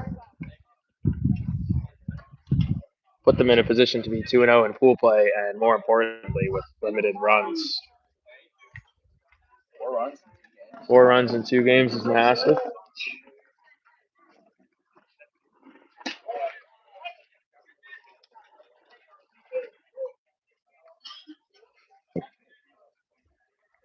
And a full count here with 1 out in the bottom of the 6th. Daly delivers. And Martinez doing a great job of holding on there. Tipped into the mitt, and Jason Daly mowing another one down. Facing a big right-hander, 99, and he struck out looking last time out. Jason Daly going right at him with the fastball down the middle.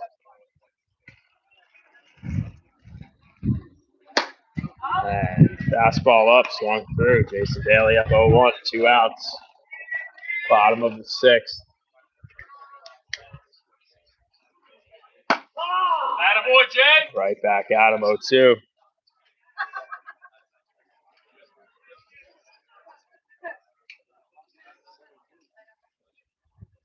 And a funny smirk there on that pitch call. It's been just rolling emotionless all game. And that one, he felt like he was toying with him. And wants to get a strikeout to end the 6th here. This one flaring dangerously to right. And 2 strikes. Kind of a baloney double, but gets the weak contact. Makes a good pitch. Flare down the right field line and just spins out of play after bouncing fair for a ground rule double on a ball he barely tapped. But it felt kind of sacrilege. Oh my gosh, you sat on Emil's bucket? I did. I don't know. It's all right. It's allowed. Is it? I don't think it is. I felt like it wasn't when I did it. Felt unnatural, huh?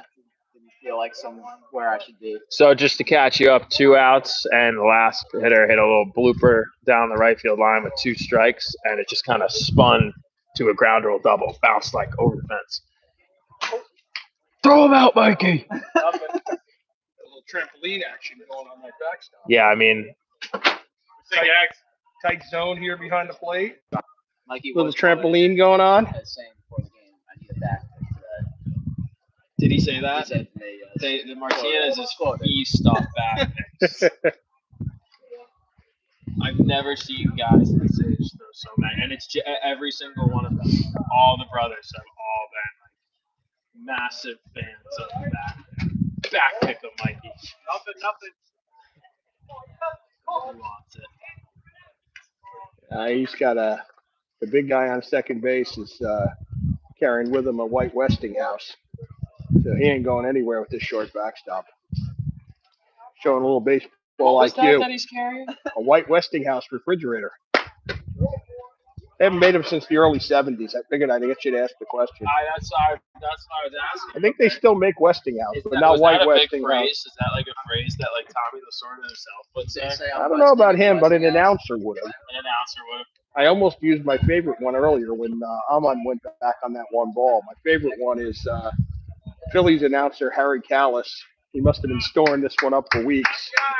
He was a long fly ball to deep left center, and Gary Maddox runs it down, and the play-by-play guy says, that ball was hit well. I'm surprised Gary was able to get to it. And Harry Callis says, without skipping a beat, hey, I'm not surprised at all. 2/3 of the world's covered by water and the other third by Gary Maddox. So what's to be surprised by? Well, he was storing that lineup for weeks, right? Just waiting for the right circumstance. Talk about surprises. You are Team Nation, Dodger Nation. How surprised are you when you see the same kid come in throwing as a lefty? You wonder whether he went to the dugout and got another glove. I always would imagine like John Sterling in this situation. It's so dirty, like making like a song for this or something. Yeah, he'd have a name like the Giambino or something like that for Giambi.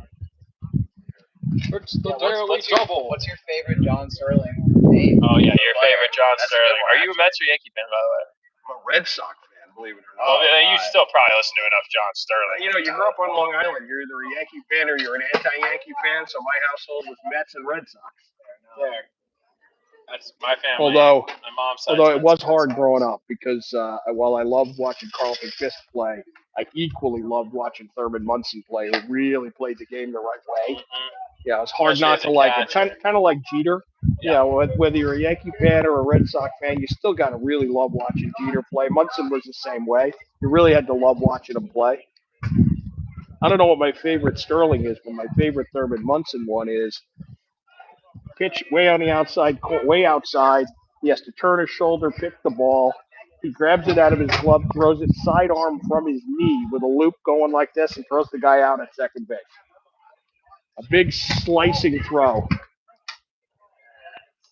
Mikey going for his Munson. Huge jump on that one. I think the Grand did that. I like that one. I always like A-Rod's. What was it? Godzilla? Something Godzilla? Yeah, but like what? That's not anything. What was it? But he just started roaring on this. I gotta look that up.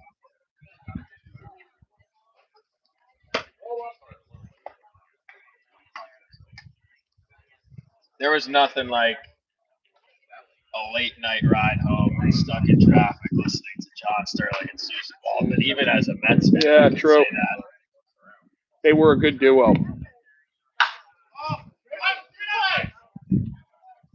your mask. Oh, bro. Oh, he touched it back here. That was a good call, quite frankly. That, I think his glove was over the plate, is what he was saying. It was close, but You know, here's my thing with that, right? hey, And his dad's going to be yelling at him for that one. Here's my thing with that. It's like, if I'm the umpire, hey, buddy, make that catch. I want to be out of here. I'm calling that ball I fair. think Mikey knew there was another minute or so, and if he could milk it, the game would be over. I think that was all strategy, you know. Well, here's the only problem. With Little that game strategy. management The time from your runs field out. general. 6-2. Right. Sharing goal. Ranging to his right. Makes the heads up throw to Schickler at third. A little high baseball IQ on that play. Absolutely. Because off the bat, in my head, since, I'm washed, I was like, where do I go with this ball? No I question. would have been like, I'm going to first with 2 outs. And Well, that's why you were a pitcher. that's why I was a pitcher. I also couldn't make that play, period. I'd be What I afraid. said earlier about Sparky Anderson, you want to make a guy an idiot, put him on 12 inches of dirt and make him throw to a batter. So, It doesn't apply once you're off the field, right? You can be brilliant, like Cole Hubert is certainly an elite intelligence guy, but put him on 12 inches of dirt and things change.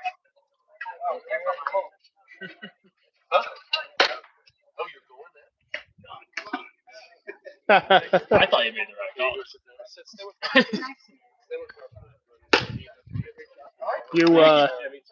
I'm guessing you made the call because his glove was over home plate when the ball hit it. That's what I thought.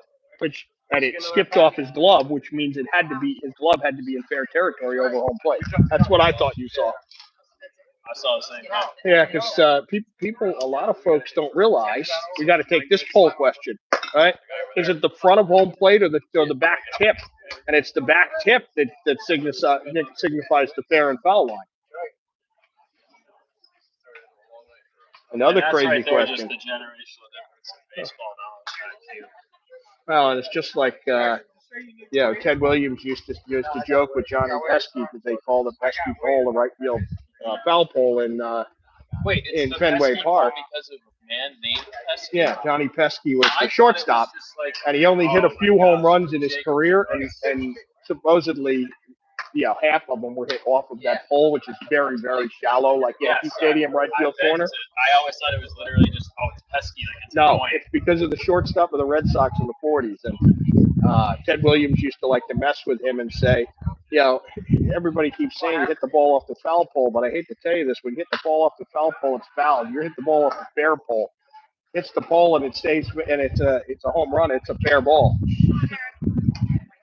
How about that, too, for baseball? I mean, Schmutz 3 for 3 on the day, hadn't really actually hit a ball particularly hard yet, and that ball is 105 off the bat. And he gets out. That'll teach him to hit the ball hard. Harris Osborne coming off a home run. Nice pick. Picked for the quick out at first. 2 away, bringing up Cole Hubert now. 2 outs. Jacks with a 6-2 lead. Daily double. We'll have to come up with a daily double question, a trivia question.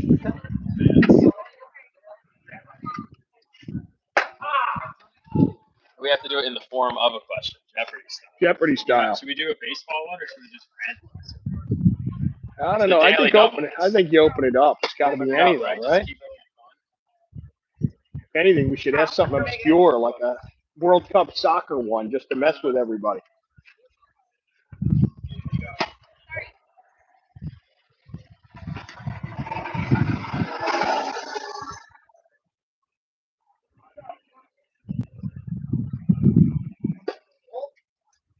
Oh, I got one. That kind of leaves in the Lumberjacks. Daily double. It's a good daily double question, too. Pretty tough.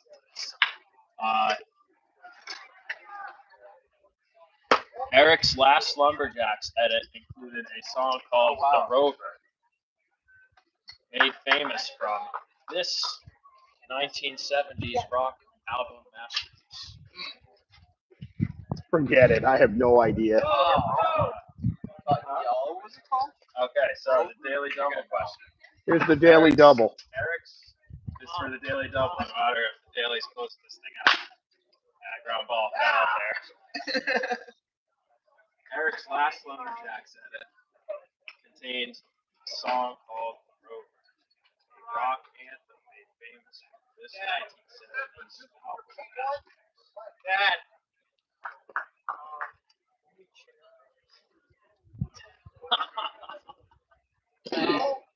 You don't got nugget pockets? You don't put them in your pockets? Why don't you go get them? Here, I'll give you one. No, I'm in the game. Sitting down. No, you're not in the game. Here. What are you doing? You're so fat. I get more. They only take credit. Hit that one about 100 miles in the air. So many funny moments. This has been a really good day.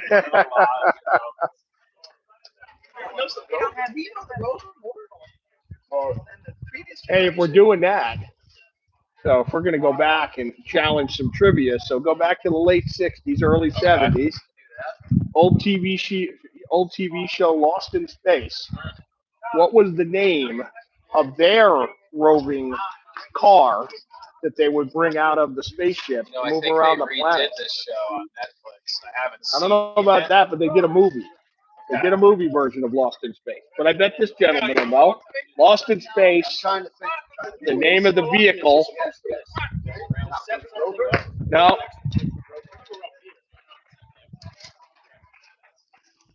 Okay, we won't let it fester. The Chariot.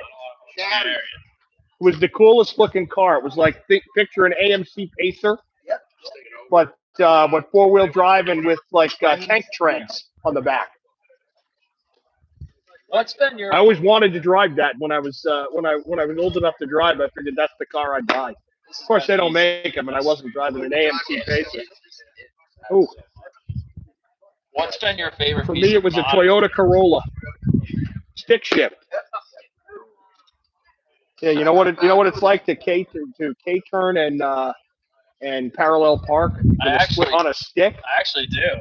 I can drive stick. You can drive a stick, so I drove it all around Sweden. I bet 90% of the kids who just passed their driver's test in the last year would fail their driver's test if they had to take it on a stick. I think 99% of the states. I don't think anyone knows.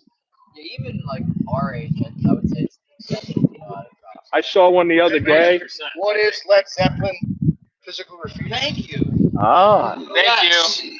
Yes. Of course, he went off and Googled it on his phone. He knew it. I heard it when you heard it the first time. Wow. Yeah. I even texted my wife and said, Led Zeppelin gets the daily double. The daily double goes to Mr. That made me excited. And that's why his son's the ace. And that's why he's going to Columbia. That was awesome. What a fun day at Lasorda Legacy today. good time is being had by all.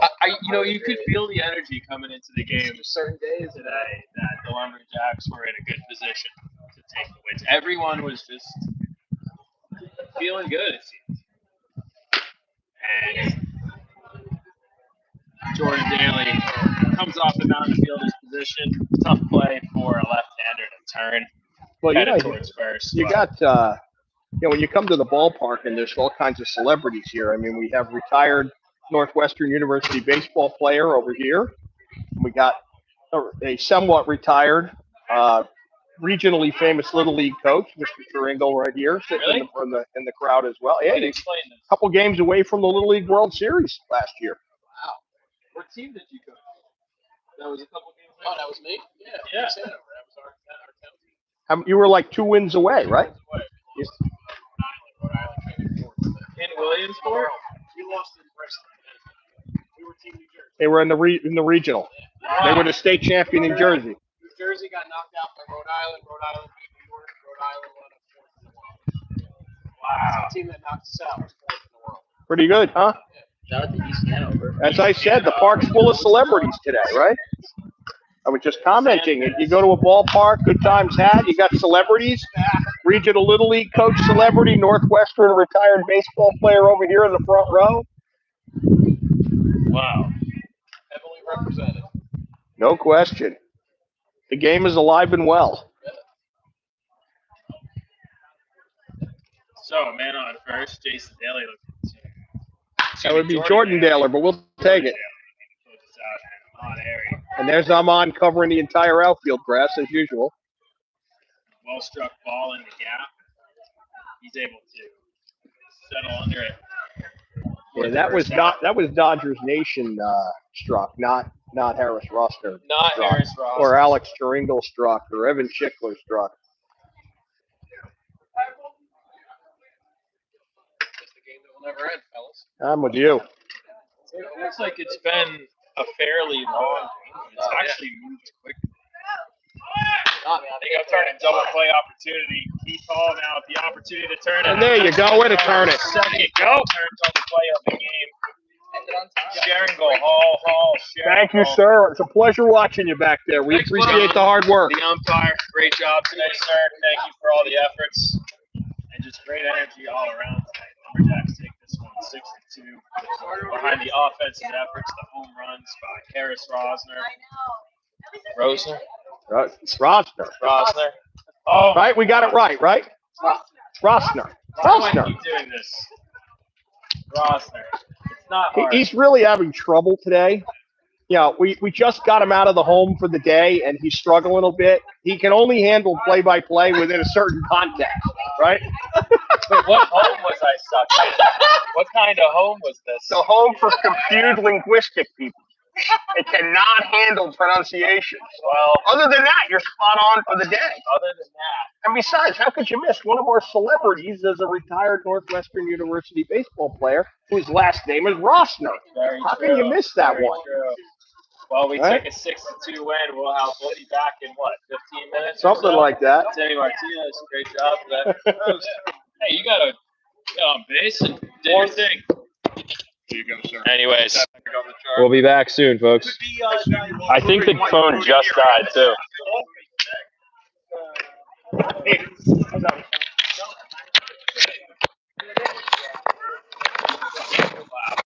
Sorry? Play next? Yes. Oh, we play you. So what was I there? I got another one. No, I got some zip ties too. No, I got another court. Oh, thank you. I appreciate it. When Matt went to the bathroom, I left. Because I didn't want to see anything get backed up. Yeah. Yes, I will need it.